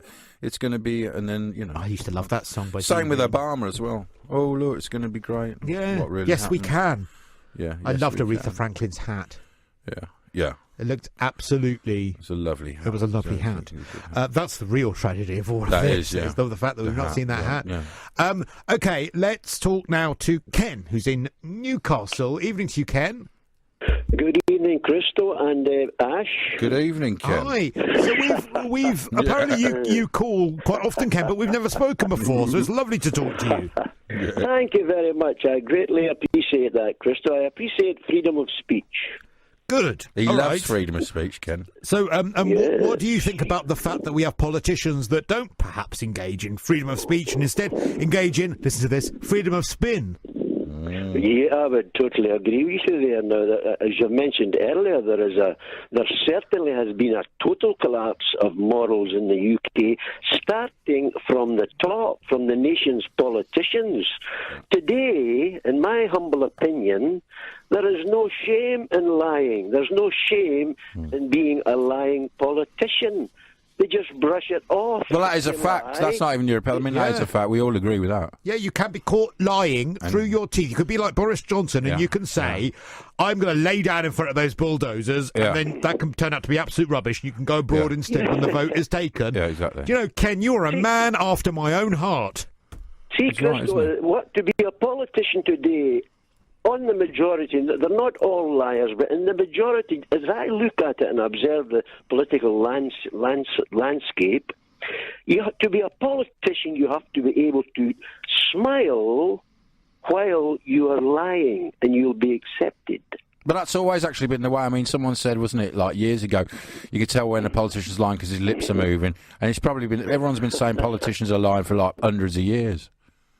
But it's a very sad state of affairs. See, for example, what you were asking earlier, Christo, why is this happening? Yeah. Now, I've got a Christian viewpoint now, so I hope I can express it briefly. Very briefly. Yeah. Thank Freedom you. of speech. Yes. Now, I really believe, and I'm 100% sure in my own mind and my heart, the reason for the almost total collapse in moral values in our nation is because we have turned away from our Christian foundations and the teachings of the Ten Commandments. Did you know, Christo, around the Houses of Parliament, carved in stone in Latin is the Lord's Prayer. Our Father, which art in heaven, hallowed be thy name. Our Parliament... Big hit for Cliff Richard, that as well, wasn't it? Yeah. Yeah, the mother of all parliaments, Christo and Ash, was established on biblical truth, not on lying. And when you go to a court, for example, they ask you to swear on the Bible because they expect people to be truthful. But in our politicians who set the nation's example, what's happened today is fearsome. It has been normalised. It's now normal for today's society to accept the fact that politicians will tell lies and we don't need to really believe them. So do you think that a lot of them have perhaps, whether you agree with religion or not, and whether you are a religious person or not, you think that because perhaps they've lost their religious foundation and society has moved away from religion, they are not as accountable to having to tell the truth. Yes, well, actually, it boils down to this. There's no longer any fear of God, no respect of God. The nation has been indoctrinated to believe the fable of evolution, that our great-great-great-grandfather was a monkey. We live now, we enjoy sin, sex, rock and roll, and we die and we get into oblivion. There's no God. So there's no restraint on sinful activity. For example, I'm 73 years old now, by the grace of God, Christo and Ash, but I've noticed cursing, swearing has been normalised in our society, on the television, on the movies, when you see these movie adverts. Cursing, I use the bus, the public transport, a lot. I enjoy taking the bus. And when people go on their mobile phones, they openly curse right into their phones, and everybody can hear them swearing, and it's normalised. And I speak up about it. I say, excuse me. But that's quite good. It weakens it if it's normalised. It's like, yeah. And isn't that the free speech you were just preaching about? And moralising isn't, a monopoly of religion, is it? You can have morals without religion. Yeah. Of course, we've all got a conscience, Ash. We all know right from wrong. Here's another evil thing that's happened in the moral standard of the country. Sexual promiscuity and sexual perversion is glamorised now in this country. It's glamorised by the media, by the TV, by films. It's now normalised and accepted that we can live a sexually perverted life and everything's okay. I don't. Come on now, Ken. I think you're going a bit far. I don't know whether I would say that sexual perversion is something that people engage in nowadays. You may not agree that people have sexual freedoms to perhaps be able to, I don't know, engage in relations before marriage, but as long as you don't do that yourself, to whom, what right is it for you to impart that on other people? And if someone does do that, I don't know whether I'd call it perversion. Yeah, but that's okay. I appreciate your viewpoint there, Christo. We're all entitled to our viewpoint. However, what's been happening today is other people who have got an immoral viewpoint, no moral standard, they are forcing their viewpoint upon society. And those who speak up against it, especially born-again Christians, evangelical Christians, we have to be silenced because we cannot accept it. You're not silenced. You can speak on the national radio now, and you do it in high streets all up and down the country. Yeah, that's wonderful, Ash, but this is one of the few... James Whale's show is one of the very few shows, radio shows, and Ash, James and Ash show. And mine sometimes as well. Christo's tonight. Yeah, as well. One of the few radio shows where you actually allow freedom of speech. I really appreciate it. Now, here's another evil that's come in the land. Oh, another one? I mean, really? One more evil, Ken. And then any other evils will have to be another. Rap music promotes filth, cursing and rebellion against authority, and it's extremely popular now. Yeah, well, that's true. I mean, have you any examples? He's right, though, isn't he? There, I mean, some of that very bad language. But Ken, surely though, what you need to understand is that this is for you. Your religious belief and your religious belief informing your view. That is a choice you are entitled to, a choice that you have chosen to make, a choice that you are not inherently born with. And actually, those people who choose to swear, those people who choose to be, sexually free, shall we say, that is also their choice. And you know what? I think you might be right with the rap where they're, promoting violence. It goes to a level where, and they start dissing each other on, social media and threatening, and then it ends in some sort of stabbing. It can end. There has to be a limit on. Well, or maybe not. Maybe not. I don't know. But it's kids that'll end up, escalating it too far. Christo, will you allow me to finish with a quote from the Bible, a very short verse? Well, if you must. Like Samuel L. Jackson. The wicked shall be turned into hell, and all the nations that forget God. We have forgotten God. The UK is on the highway to hell. That's the truth. We need to waken up. Christ died for our sins. He loves us. He offers us all forgiveness. If we reject Jesus, we're on the highway to hell. And Well, I say God bless you both, and God bless thank every you. listener. I want to know why he was spending so much time with those 12 other guys, if you ask me. But thank you very much, Ken. Yeah, you're right. But I mean, yeah, a lot of religion is concerned with sex. It's a point James makes a lot, and it totally is. Talk about, I mean, which is why that's a bit odd in itself. Oh, totally. They're absolutely obsessed with it. Yeah. Absolutely obsessed with it. Yeah. That's probably why I don't really engage in religion. In fact, I absolutely loathe it. I loathe everything about Well, it. Ken actually loathes organised religion. Oh. He just likes to follow Jesus. He left his church. I think he was Catholic originally. He Right. Left all those. Don't you need religion to be religious? Or You don't need an actual, thing to belong to. I mean, he just reads his Bible and believes in Jesus. I suppose I can see what he's saying, though, is that grudgingly I can see that if you believe that we've had a moral decline due to a lack of religion, I can see that point. I don't think I agree with it. But he said conscience as well, didn't he? Yeah. It's conscience. I don't think you need religion for a conscience, though. No. But anyway, that's something we'll debate more. Time now, 2 minutes to 9. It is 2 minutes past 9 in the evening. Thank you for your company. For the last couple of hours, I've been having a blast. Keeping the seat warm for James Whale, something of a radio legend, as they like to say. And joining me, as always, well, he's sort of my radio husband now. Yeah, man. Ash. How you doing, man? Fine, thank you. Are you enjoying it? I am enjoying it. Do you enjoy actually. it? Is it different because you do morning? What's the difference? I have to think about not saying good morning a lot well. because it's interesting to have to say good evening. But we listen to worldwide, so it is morning for some people. You're quite right, Well, but I'll it's say not morning really then. for them. And also, it's nice to... Because obviously it's so early when I'm on, I get far fewer callers, and so it's nice to speak to people and get a few different opinions as well. So, yes, it's just lovely. Nonetheless, nice to spend time with you, Ash. Yeah, well, it's very nice. Very nice really to be is. with you here. Well, I'm very pleasant. think we It's very good. Spoon. What spoon? Yeah, at some point. That'd be nice. Yeah. Just I do that, and it's I've good for seen bonding. It's prerequisite in your Bonding, isn't it? contract. Yeah. I mean, Yeah, I it was is. told that was the first thing I said. They said to me was, it's in the watch small him. print. He's a spooner. Actually, big print. Yeah. Yeah, watch him. He's a spooner.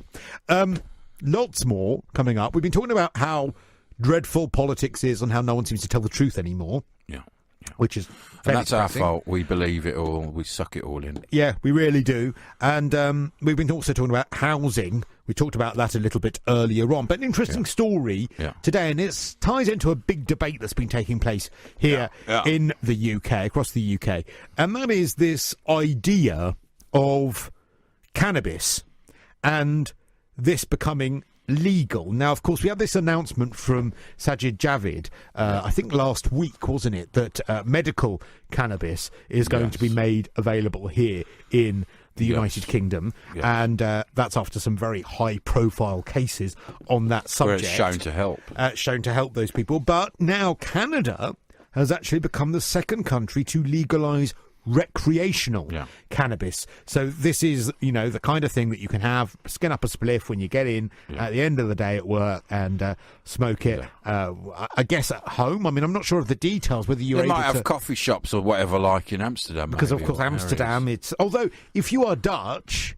it's not really a massive thing that you do. It's actually very much about... After work, they will go and have, like you would have a glass of wine, they will go in their suit and just have a couple spliff. of joints. I smoked a bit in Amsterdam once, and let's just say I had an episode.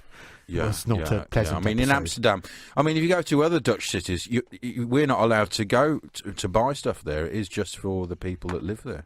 Oh, that's interesting. Like But Amsterdam, you're allowed to. And they tried to bring that in Amsterdam, but it would have affected tourism just too much. But I think it's well known for that place now, isn't it? Of course, not for that. Yeah. But Canada, second country after Uruguay to legalise the possession and use of recreational cannabis. Medical marijuana, been legal there for, 17 or so years. But of course, there are issues around it. There are issues around whether people will smoke too much of it. There are issues around whether it will become a gateway drug to other drugs. There are also the issues around whether people will smoke it and then choose to drive. Well, I mean, it's a gateway drug while it's illegal, isn't it? Because you're going to people who are illegal drug dealers to get it. Whereas if it's legalised, you take it actually away Well, I mean, there is an argument for that, but also what it could say is, well, this is traditionally something that was not very good for you. It is a drug. Therefore, perhaps if this one's okay, I'll try that one as well. And there are going to be people that think like that. So, I mean, I don't know. I would have some concerns about it being legalised here for recreational use, because I know so many people that smoke so much weed, and that it takes. People have a problem with it. I don't think it's in it. If you can keep it to, maybe having a spliff when you get in from work, or having it. It's the same with alcohol, though. I agree. I mean, and it's a lot worse. Alcohol, it will kill you. I agree, but I don't know whether alcohol gives you the. I think alcohol is very much more of a physical issue that it gives you. I think overuse of cannabis in the same way as overuse of alcohol, to me, that's much more of a mental issue that gives some people. Drink is mental issues, isn't well, it? Yeah, but especially who drink all the time. Well, if you drink and you can get angry and all those sorts of things, but drinking, I love a drink, but it never makes me angry. But I know that physically, some it's not people very good drink for and me. they get angry. But for me, I know a lot of people who smoke weed where it's not really recreational anymore. It's taken a hold of them. Well, they're addicted They kind of smoke it all day. Well, that's the same with drink, though, isn't it? That's an alcoholic. It's the same as an alcoholic. Well, then why bring in something else that could be as damaging? Well, it is already out there, isn't it? It's very. I mean, you can get it much easier, and there's no controls over it. Well, you tell me what you think, because I just have concerns. I'm not against it per se, but I've got some concerns. Makes it less cool for children as well, or people under 16. It will make it illegal, and it won't be cool. Yeah, I get that, and I accept that, but 0344 499 1000, should we go that way and basically legalise recreational marijuana? Well, George McBride is CEO of Hanway Associates, which is London's global cannabis consultancy, and joins us live on the line. Evening to you, George. Good evening. Thank you very much for having me on. That's quite all right. What is a global cannabis consultancy first? So myself and my co-founders of the organisation have been involved in cannabis research and advocacy and activism in this area for a number of years, all of us. We've seen cannabis markets arise in other states in the US and Canada. We were aware that it was very likely that the UK would turn medical. We worked with the campaigning organisation that did that here in the UK, and we've set ourselves up to help companies understand what they can and can't do within the law in terms of selling cannabis in Europe, and try and help build a sustainable, responsible cannabis industry here. And so presumably the fact that Canada has decided to make this recreational marijuana, legalising this, you're very much in favour of that and would obviously like to see something here similar. Yes, I am. And I think it's important with this debate just to separate the question of whether you think it's a good idea to consume cannabis from whether you think it's a good idea to legalise it. You can think one and not the other. Cannabis consumption definitely has its risks, as all drug use does, but I think I agree with your co-host that actually it's got a lower risk profile than alcohol, and it makes more sense to be able to control the point of access where people can reach it, so it's kept out of the hands of children.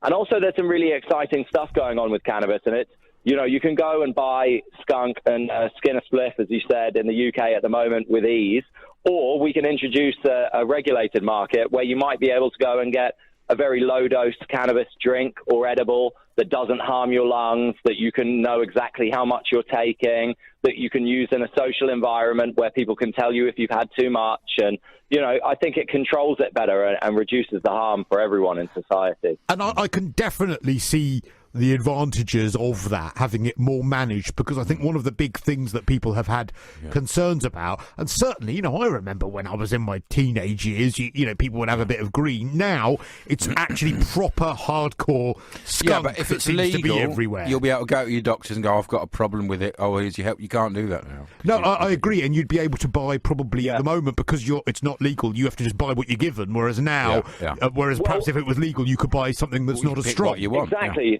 So we have a perfect analogy here. The United States illegalized alcohol, and then what we had was moonshine, which was bootleg liquor, Yeah. People went blind from methanol poisoning. People also drank hard spirits. It was part of what invented cocktails in popular culture, so it wasn't all bad, but it was a lot more dangerous for everyone. When you legalize it, people drink wine and beer, and actually we're seeing that now in North America. People want the kind of stuff that used to be around in the 60s, 70s, 80s. They want a milder experience. A lot of people who use cannabis don't want to get out of their face. Also, there's a sizable portion of people who are using it because they've got a problem and they're addicted, or they want a stronger product. And you can control that better in a legal market. Drug dealers are only incentivized to sell the strongest thing. How can because you? They want you hooked. How can you control someone's perhaps their propensity to be addicted in a more controlled market? Because presumably, but let me finish. Because surely, if say it's regulated and you can only buy a certain amount or a certain type at a certain time, there are still going to be those people who sell it illegally that you can then go and get more from if you get that addiction. This isn't a silver bullet. This definitely isn't a silver bullet. We have an alcohol problem in this country. We have a problem with a number of different things. Or this is improving the situation. It's not fixing everything. So you can control the way in which people buy it. You can make sure that they know what they're buying, and you can make sure that they've got places to go to seek help. And at the moment, we've just brushed cannabis under the carpet. It's very difficult to get any sort of treatment for a problem with cannabis. It's very difficult to go and talk to your employer, your friends, your family if you have a problem. It's very difficult to get stuff that is lower potency and less likely to be damaging to your health. So at the moment, it's a gift for the criminals. It's a gift for the criminals. I mean, they're the last people that want it legalised, because you'd be closing that market and the gang violence and the waste of police resources. All that. Yeah, it's been legalised in Canada for two explicit reasons, and Justin Trudeau's been very clear about this. He is not condoning the use of cannabis. He's saying we've got to tackle organised crime in this country, and we have to protect our children. And those are the only two things he's talked about the whole time. And there are really serious offences that have been brought in for people who supply cannabis to children. And then you can police that. In the UK, we have over 2 million people who regularly use cannabis.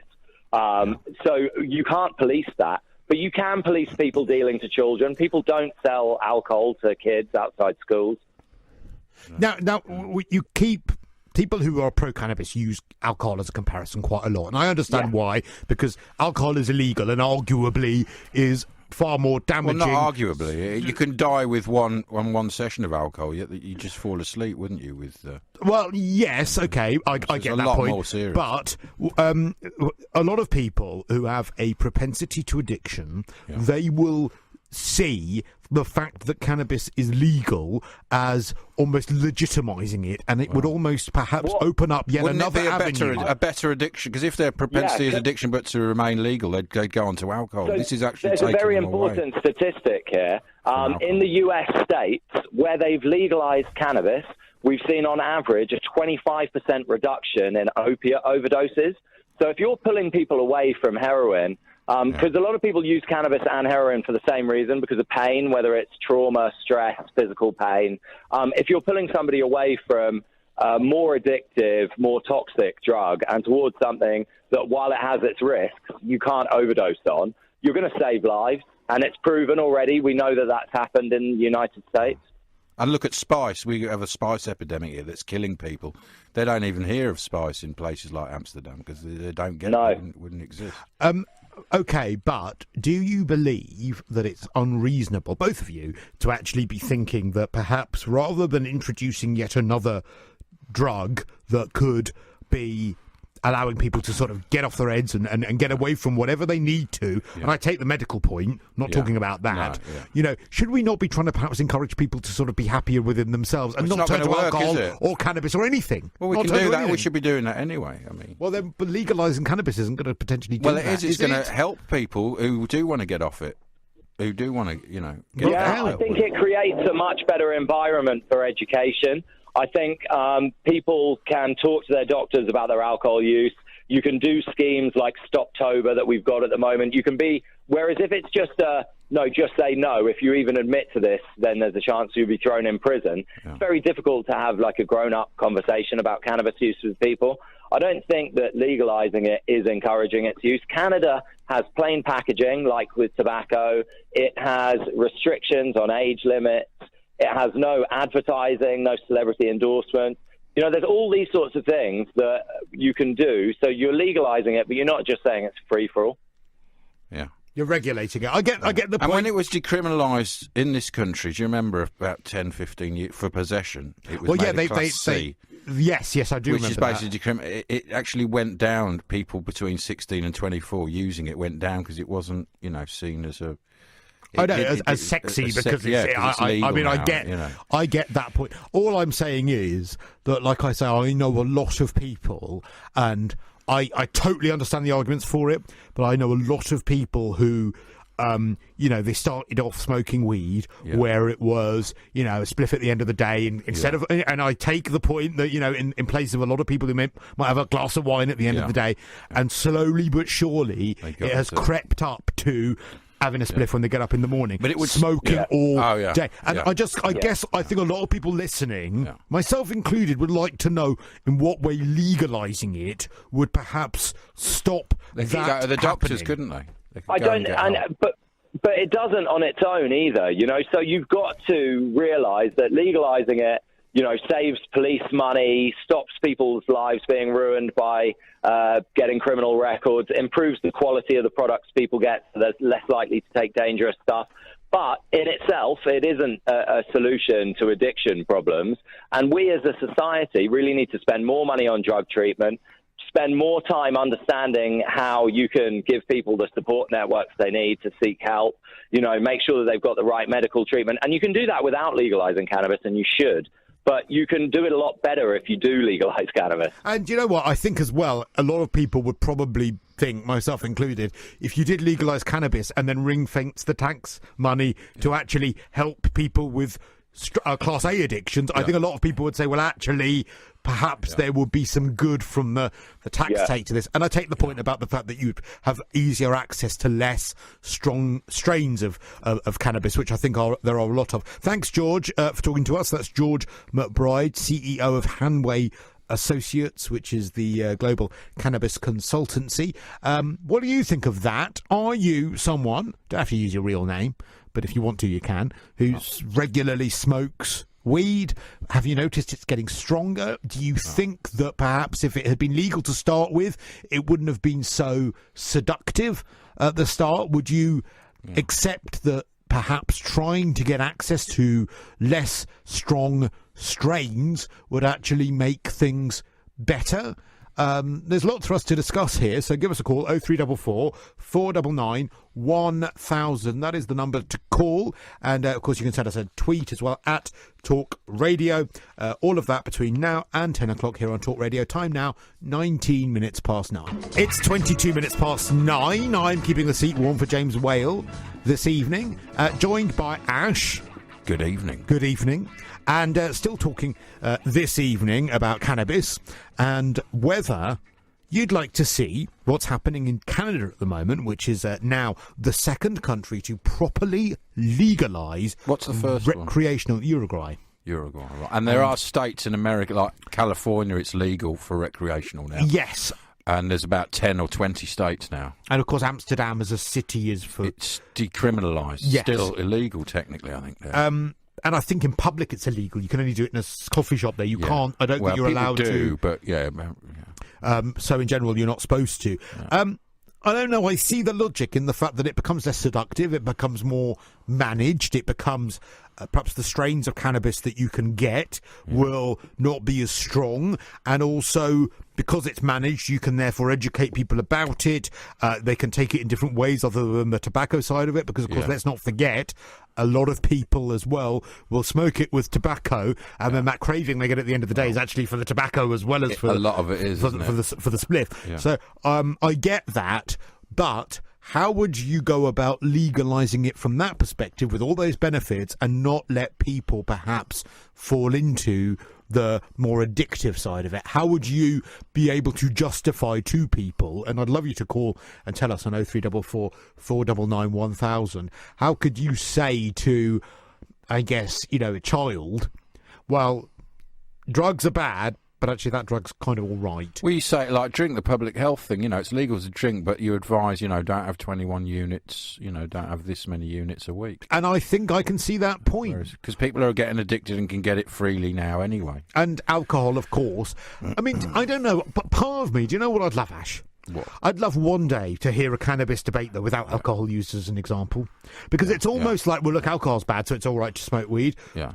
Well, it's just do you a ever freedom feel thing, like isn't we it? need to be able to just have the cannabis debate without alcohol being used? Well, yeah, but it's a freedom if people want to do it. Why should the state be saying you can't do this? And I agree with a small state, and a part of me as well does agree that, if you want to go out and do any drug, I mean, you're doing it to yourself, you're harming yourself, it's nothing to do with the state. Yeah. But, it's difficult to tell that to a child, obviously. Let's talk to Marty, who's in Vancouver. Oh, yeah, Marty. Evening, Marty. Yeah. Hey, Marty. What's going on? How are you, Ash? All right, so he's in Canada, Marty, where this has happened. Yeah, Vancouver. Have you taken advantage of it? Well, funny enough, I mean, you can't actually take advantage of it here in Vancouver City today because the only legal store that they have open is in a city called Kamloops, which is a few hours away. But there are a lot of people going there this evening. Why in the shop? Yeah, I bet that's. But why aren't they out in the shops and places today if it's legal today? Well, okay. Here's the thing. So they have lots of applications. The BC government have loads of applications. There's going to be private retail, and there's also going to be government retail. But the private retail must buy their cannabis from the government. Anyway, so I don't really know what is holding up BC, and they're a bit slow. But in the city centre here, I mean, to be honest, marijuana has really been overlooked, and you can almost say it has been legalized for years.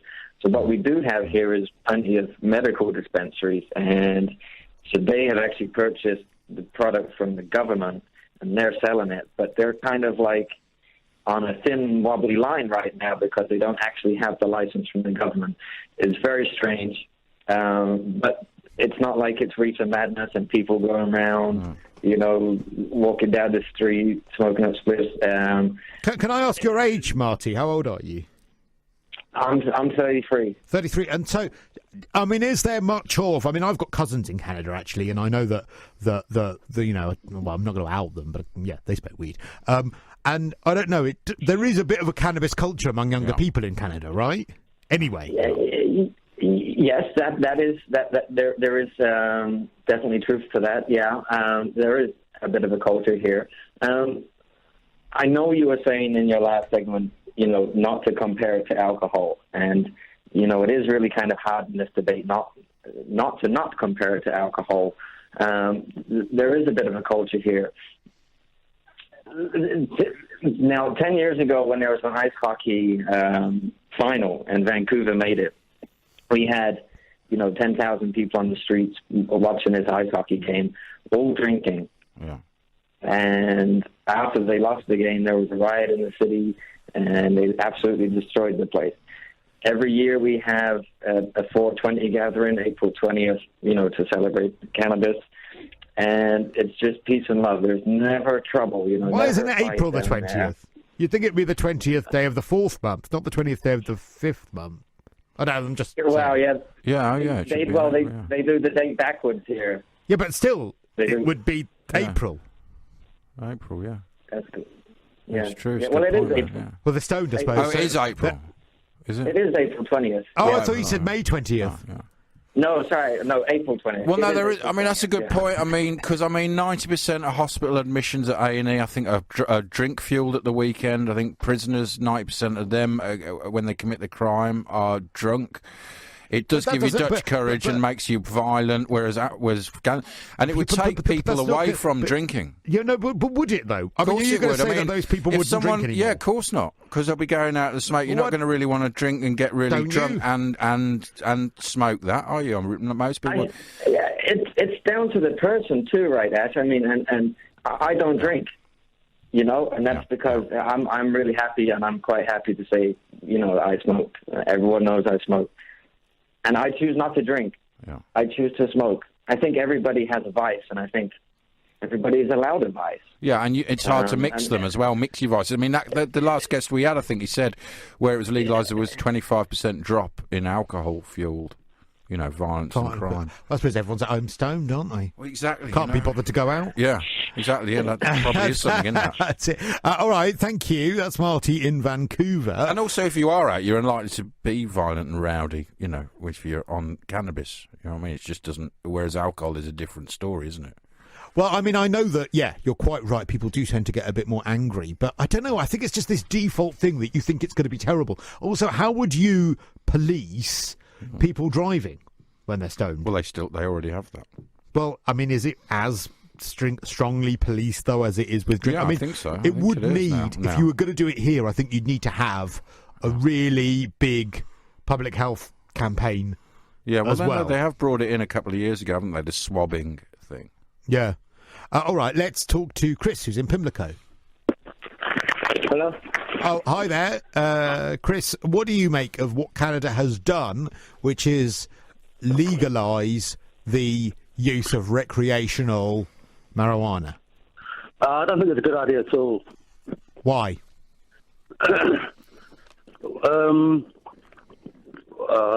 It's my personal opinion.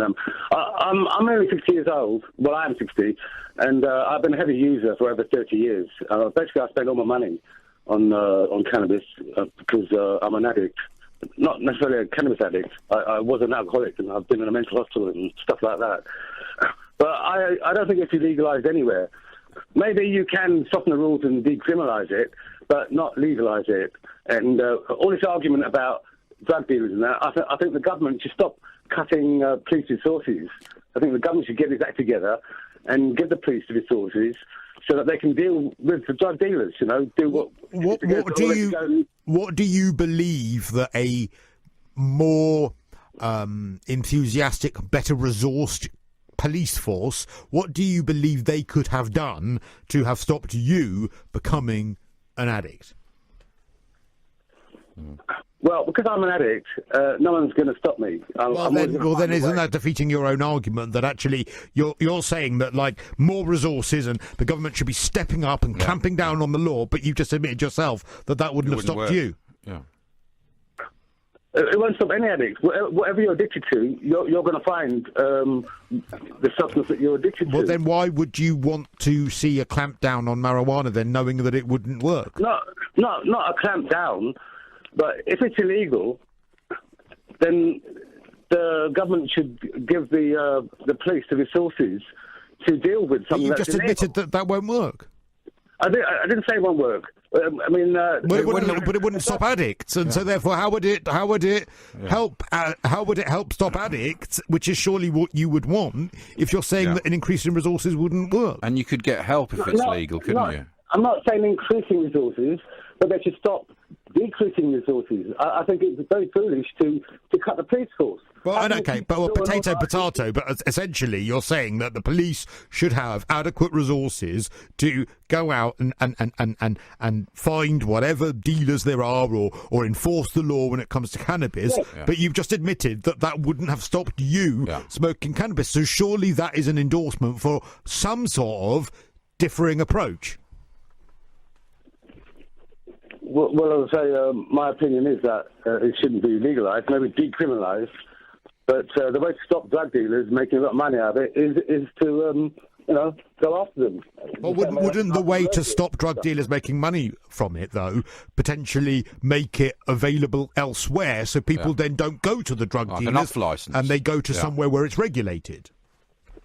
Well, I don't think it should be regulated. I mean, even though I'm a heavy user, I don't actually smoke weed. I smoke hashish. But even though I'm a smoker myself, I don't like smelling that stuff on the streets everywhere that I go. And I'm going to go into the suburbs and you smell it all over. I think it's just terrible. Well, what's terrible? What the smell is? You don't like the smell? The smell and knowing that people are using it all over the place. But doesn't that make you, with respect, a bit of a hypocrite? Well, maybe that's my middle name. But I can remember cannabis from the 80s and the 70s, and what's around now, I wouldn't call it cannabis. It's some kind of hybrid. Well, it is a hybrid. I think. They call it skunk, but I don't. It's not cannabis that I knew in the past. Well, again, then, wouldn't that mean that if there were more regulation and you could go into a shop and look on a menu and you could have the stuff that isn't a hybrid, you could have the stuff that's weaker, you could have the it's stuff THC and CBD, and you want more CBD and less THC. You know, it will be regulated like that. Yeah, but these ideas don't work in practice. But the places where it's happened, there has actually been a massive reduction in alcohol use, a reduction in crime, and people have, where the government has taxed it, the resources for the government have gone up, so that the police can not only get slightly more money, potentially, if a government chooses to give it to them, but also they can go after other criminals because they're not chasing after marijuana. It'd be billions, wouldn't it? Well, one point is, I've been to Amsterdam years ago when I was up there, and it's been decriminalised in Amsterdam for a long, long time. I mean, everyone knows about the cafes there, but it's not legalised. It's not legal in Amsterdam. And they have the longest experience of the general public using cannabis, but they haven't legalised it. But I think arguably a lot of the alcohol problems that come in Amsterdam are from people who visit, not the people who live in Amsterdam. I don't know that for a fact, but I'm just saying that even though I'm a heavy user and I've virtually ruined my life, I don't think it should be legalised. I don't think it should be legalised at all. It is a drug. And I just find that, I have to just say, Chris, I find that a really fascinating stance because I kind of want to get to the bottom of what would have stopped you becoming addicted, because I totally, as you would have heard me earlier, I share that view that the worry is, and I can understand that worry because I have it myself, that the moment you say, look, it's legal, it's allowed, that it almost legitimizes the addiction to it. Now, I understand that argument, I get that argument, so what you really need to know, what one really needs to know in order to find out how that happens, is to discover how people get addicted in the way things are now. So what would have stopped you getting addicted? How did you get addicted to it? Well, I've got a very nervous personality, and that's a result of childhood abuse. So to deal with the personality that I end up with, being very nervous and, you know, not afraid of everybody, but nervous. That's wary of people. A bit more than wary because I had an awful childhood. Yeah. And I was terribly abused. Yeah. So that caused me to start drinking because, you know, after the drink I felt calm, and then I overdid it with the drink, and I ended up in a mental hospital. And if when they were mental hospitals, it was up near Watford. I was an inpatient, and if that hospital hadn't closed down and I'd continued the counselling, I might have been able to sort myself out without resorting to drugs. Initially it was alcohol, but then I did my health thing with alcohol. At one stage I was in the hospital, and the doctor said to me, the next drink is going to kill me. So what I find, what I'm hearing from that is that you, like a hell of a lot of other people, because mental health problems are everywhere, you know, 1 in 4 people, arguably higher than that, you know, that you needed to medicate yourself with something, and you started with alcohol, and when that became unsustainable, you moved to something else. Now, that being illegal and there being laws in place to stop that, stop in theory you being able to get cannabis, didn't stop you being able to do that. Now, what do you think would have happened if you'd been perhaps a bit more educated about cannabis? What do you think would have happened perhaps if you'd been able to choose a less strong cannabis? Do you think things might have turned out differently? Possibly. But if you go to society where you've got cannabis products everywhere, you get say it was legal now, and I went down to the coffee shop and had a cannabis coffee, and then at lunchtime I went and had some cannabis chocolate. Right. And I met some friends, and they had some actual cannabis weed, and I had a smoke with them. Then I wouldn't know where I was. But how would that be different to what you're doing now as an addict? Well, as I mentioned before, I'm basically self-medicating. And how often are you smoking when you're self-medicating? Well, I smoke every day. I smoke about 5 grams a day. I spend all my money on it. And do you smoke sort of throughout the day, or do you wait till the evening? Or so? No. But you were addicted to drink. You were addicted. The doctor said one more drink. And what if you wouldn't have had cannabis? Would you have stayed on drink? Possibly, but I done my pancreas. Yeah. Because I drank so much. You I done my pancreas in, and Yeah. I was told that there's no cure for what I had. Yeah. I'd have to stop drinking and ruining my pancreas, because the surgeons can't do anything if I damage my pancreas, or go to something else. And that's So what did happened. cannabis... Well, so in some ways, cannabis possibly saved your life. The doctor was saying one more drink would kill you. Yeah.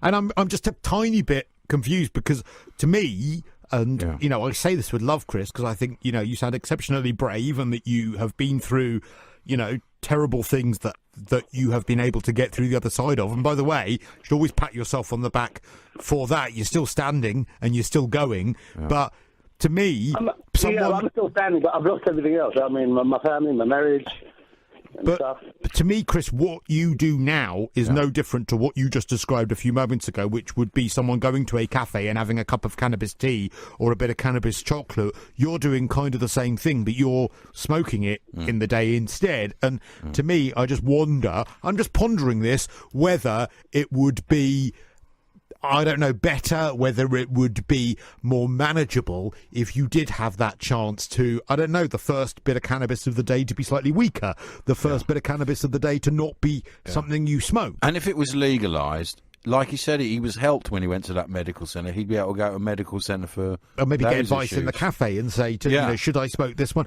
I'm feeling a bit bad about myself. Presumably, doing too much of on a this. menu, you could have a bit of cannabis that perhaps, you know, isn't as strong as others, or can help you feel better in one way but not another. Yeah. I don't know. It's all ideas at the moment. But Chris, I thank you for your call. 19 minutes to 10. We haven't really had time to talk about Doctor Who. We'll have to do that another night. Yeah. Do that in private when you take me out for a drink. I will, yeah. when we'll you talk take about me out. that. We'll get to the bottom of that. Yeah, when you take me out for a drink. Yeah. Which I'm looking forward to. It's Yeah, almost yeah. like we'll just We'll go clubbing normally after on a Wednesday night. call it a date, really. Might as well just call it a date. It's a Probably date. easier We'll go just to on a date. say it's a date, really. 19 minutes to evening. It's 9:45. It's Christo on Talk Radio, joined by Ash. Yeah, I'm here, man. Hello. All right. Hi. Yeah. How's it going? It's going all right, man. Yeah, it's Good. gone very quickly. How hasn't have I it? been? Very good. It's very good, man. All right. Very, Thank good you. You didn't have to debate. say that. You could have said anything else. Yeah, no, it really was. Yeah, it's very, I'm in for James Whale because he's having a well-deserved evening off. He's a brossette. I don't know if he's well deserved, but he's having an evening off. But would you call him a brossette? Yeah, I mean, he'll say he is. He's still got the beer top bottles on his. The Grolsch things yeah, on the his. Grolsch, Yeah, good. yeah. Good. Lots we've been discussing this evening. We were just talking about cannabis and whether it should be legalised, like Canada. We've also been discussing the absolutely outrageous, in my opinion, suggestion that a council like Kensington and Chelsea should be able to seize your property if you leave it empty, to be able to rent it out themselves, which I think is taking us to communist Russia. Yeah, well, you know. Shall we drive a Trabant? It's an image thing, isn't it? They're doing it. I think it is. It's all trying to go, look, we're- PR. Yeah. And it's ridiculous. Yeah. And of course, though, this comes on the day where today it was announced the places in the UK where the house prices are rising at the fastest. Yeah. And funnily enough, London was going down. One of the only places where prices were dropping. Well, because it went up so high. It did. And also, I think that Brexit, love it or loathe it, has meant that people who perhaps would buy at the higher end of the market, which London inevitably is, would perhaps not want to take that risk because it's a lot of money. Whereas elsewhere in the country, proportionately to your income, it's probably not as much money. Tony wants to talk about that, actually, in Lancashire. Evening to you, Tony. Hi, Christo. Hi, Ash. How are you both? We're all right. Fine, it's probably easy just to call us Christash. Yeah. Well, actually, or Ash Christ. I was just gonna. Sorry, Ash. Well, both of you. But how's James? Is he okay? We don't know. He's a brossette. He's gone to see Bros. I've spoke to him. Tomorrow I'll find out. He'll be screaming and crying in the front row. Yeah, he'll probably be crying. Exactly at the moment. Please pass on my best regards. Hope he's okay. Oh, he's fine. You're doing an excellent show, Christo. Thank you. I love the show, and I always speak to James and Ash. I think that they're both great, and you're doing a really good job. Well, thank you very much indeed for that. But what prompted you to want to pick up the phone? Because this is something that's been brewing since the start of the show, in fact. Yeah, I've been listening all evening, and I forget. I was chatting to Ryan, but I forget the chap who was on before. He was talking about housing and different things and different. What, the person that was in favour of the policy? His name was Michael Payne, rather, and he was one of the Labour housing sort of representatives. Yeah. That's it. I think he's living in a total dream world on the fact that the point that he said about he sees people living in doorways and on the streets, that is nothing to do with housing. That is to do with mental health and people getting help with the problems. Well, you say that, but we have got a cap on the amount of money that we're allowed to spend on someone on housing benefit. A lot of people find it very difficult to actually be able... Oh, have we lost you, Tony? I think he's just put us on hold. He must have a more important call. Oh, maybe his cheek. Because I've got a chubby cheek, and sometimes that happens to me. I've got an iPhone that it's 2 years old, and it keeps doing that. Sorry if I... If you've got a chubby cheek, sometimes you put people on hold by accident. I've done that before. I've lost 4 stone recently, but that's a problem. You've still got a chubby cheek. That's the thing. It's all come off the other cheek. But no, because you say that, Tony. But of course, there is a cap on the amount of money that the government will spend on someone who needs housing benefit. But secondly, a lot of people who are homeless are going to be single men who are actually absolutely at the bottom of the list when it comes to housing, because it's mainly women or men with children who are absolutely given housing, whereas if you're a man who's alone, you're pretty much told to go and make your own arrangements. Is that what happens? I think so. They just make you live on the street. I think that you are so far down the list and you're not seen as a priority. I thought they had a responsibility to house even a B&B or something. Someone. Don't quote me, but I don't think that's the case. No, I think if you're a man on your own without dependent children, off you go. You don't have as many rights. Or certainly, if you consider. But if you consider the housing waiting list, how long it is anyway... they put you in a B&B, though, don't they? Yep. I thought... I don't think that they do. Otherwise, why would anyone be homeless? Well, that's the question. A lot of people say, why is they homeless? Because the councils have a duty to... But I don't know if they have a duty to house you if you are a single person on your own. We should find that out, actually. Yeah, we probably should. Maybe we can look that up. The other side of the coin, Christo, is what I think is, I know people living in £1 million houses and live on their own. Yeah. So they're living in a huge house with all them bedrooms. What's wrong with that? Like spread out a bit. No, I'm not saying there's anything wrong with that. What I'm saying is what we're equating to about people on the streets and different things and housing problem. And let's build 600 new houses. Why should we build 600 new houses when we've got all these other houses? I mean, if you're saying that perhaps the government... Because, again, I'm much more into stick to carrot than stick. And if you say, look, if you downsize, you won't pay stamp duty, for instance, on your next place. You could say, there's someone there and they've got £3 million in the bank account. You could be paying for, renting people's houses for these homeless people. True. It's the same thing, isn't it? Definitely. But then there's no... We're in communism then. Well, that's why every developer, Taylor Wimpey or any developer, not just them, will buy land and then put the housing that's more affordable within it. They have to do that, don't they? So but they don't always have to, because they sometimes then, or not necessarily, not necessarily Taylor Wimpey, because we don't know whether they do that. But not Taylor Wimpey. Barrett. Let's not mention any more housing companies. Let's not mention any more housing. Just anyone. I live in a two-year brand new build 4-bedroom house. Well, you don't need. Do you need all those bedrooms, Tony? Yeah. No, I don't. Well, just take some of them away from you then. This is built on farmland, farmland. Everything you were just saying, the house builder promised they would build a surgery down the road. that actually never happened, because I actually tried to buy the land, and I spoke to the house builders, and they said, "Oh, it's just a thing to get it going." And that's never happened. Schools and parks, and it's all. No, I get it. Not necessarily specific developers, because we don't have any stats, but I absolutely understand the principle of the fact that some developers, they will get the planning permission saying that there'll be, say, 30% social housing, and then once the build is underway, they'll go back to the council and say, look, if we give you a fee, or if we renegotiate the planning, can we reduce the number of social housing, or can we get rid of that doctor's surgery we were going to build, or whatever else? And that means that the community ends up with nothing as a result of those houses being built. Absolutely get that principle. And that land's still free near me for the house, doctor's surgery, which I tried to buy 2 years ago when I first moved here, because I knew it wasn't going to actually happen. Why did you want to buy it? To get even more bedrooms? No. I run a company that property letting, and the first thing I'd ever would have done would buy a piece of land. But I noticed and said, "What's happening with that piece of land?" I inquired with the house builder, major national house builder, and they said, "Yes, yeah. We've got to wait maybe 6 months, and then when the council say no, you can have it."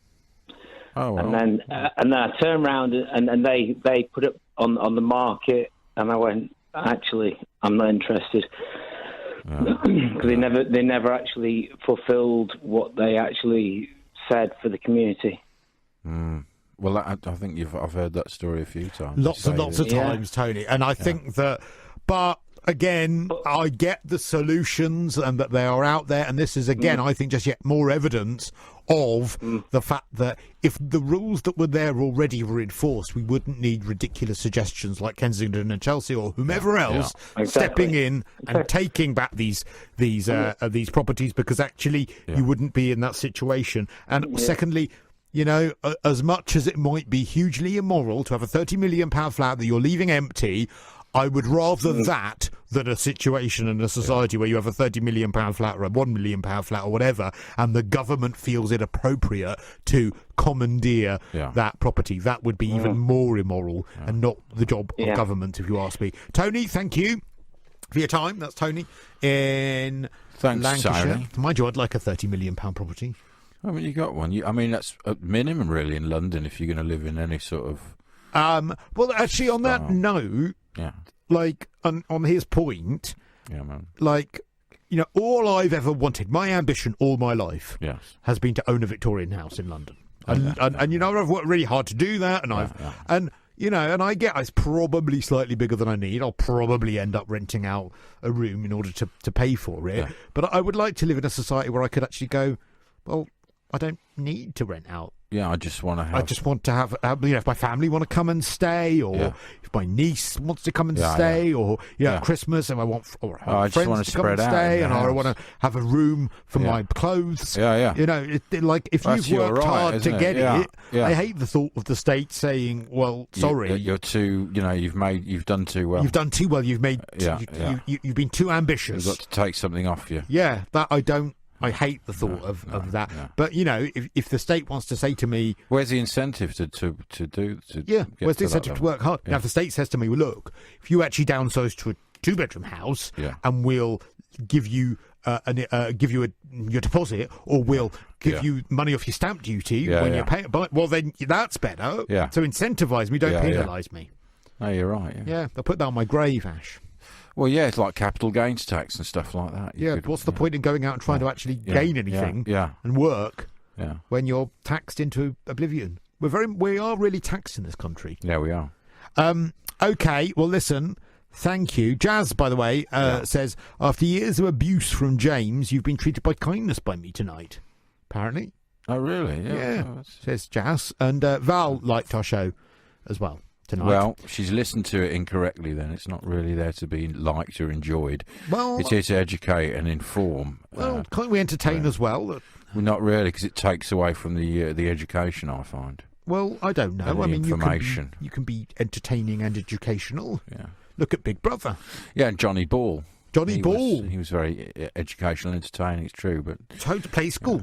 Yeah. Which is probably about the level. No, I liked his math shows, what were they called? Johnny Ball Reveals All. Yeah, that was I mean, you couldn't call a show that nowadays with a children's TV entertainer, I'll tell you that for nothing. Thank you, Ash. Thanks, you Christo. all for your company. I'm back on Saturday morning at 5 a.m. James Whale is back tomorrow night at 7 o'clock. And go to talkradio.co.uk if you want to do it all again.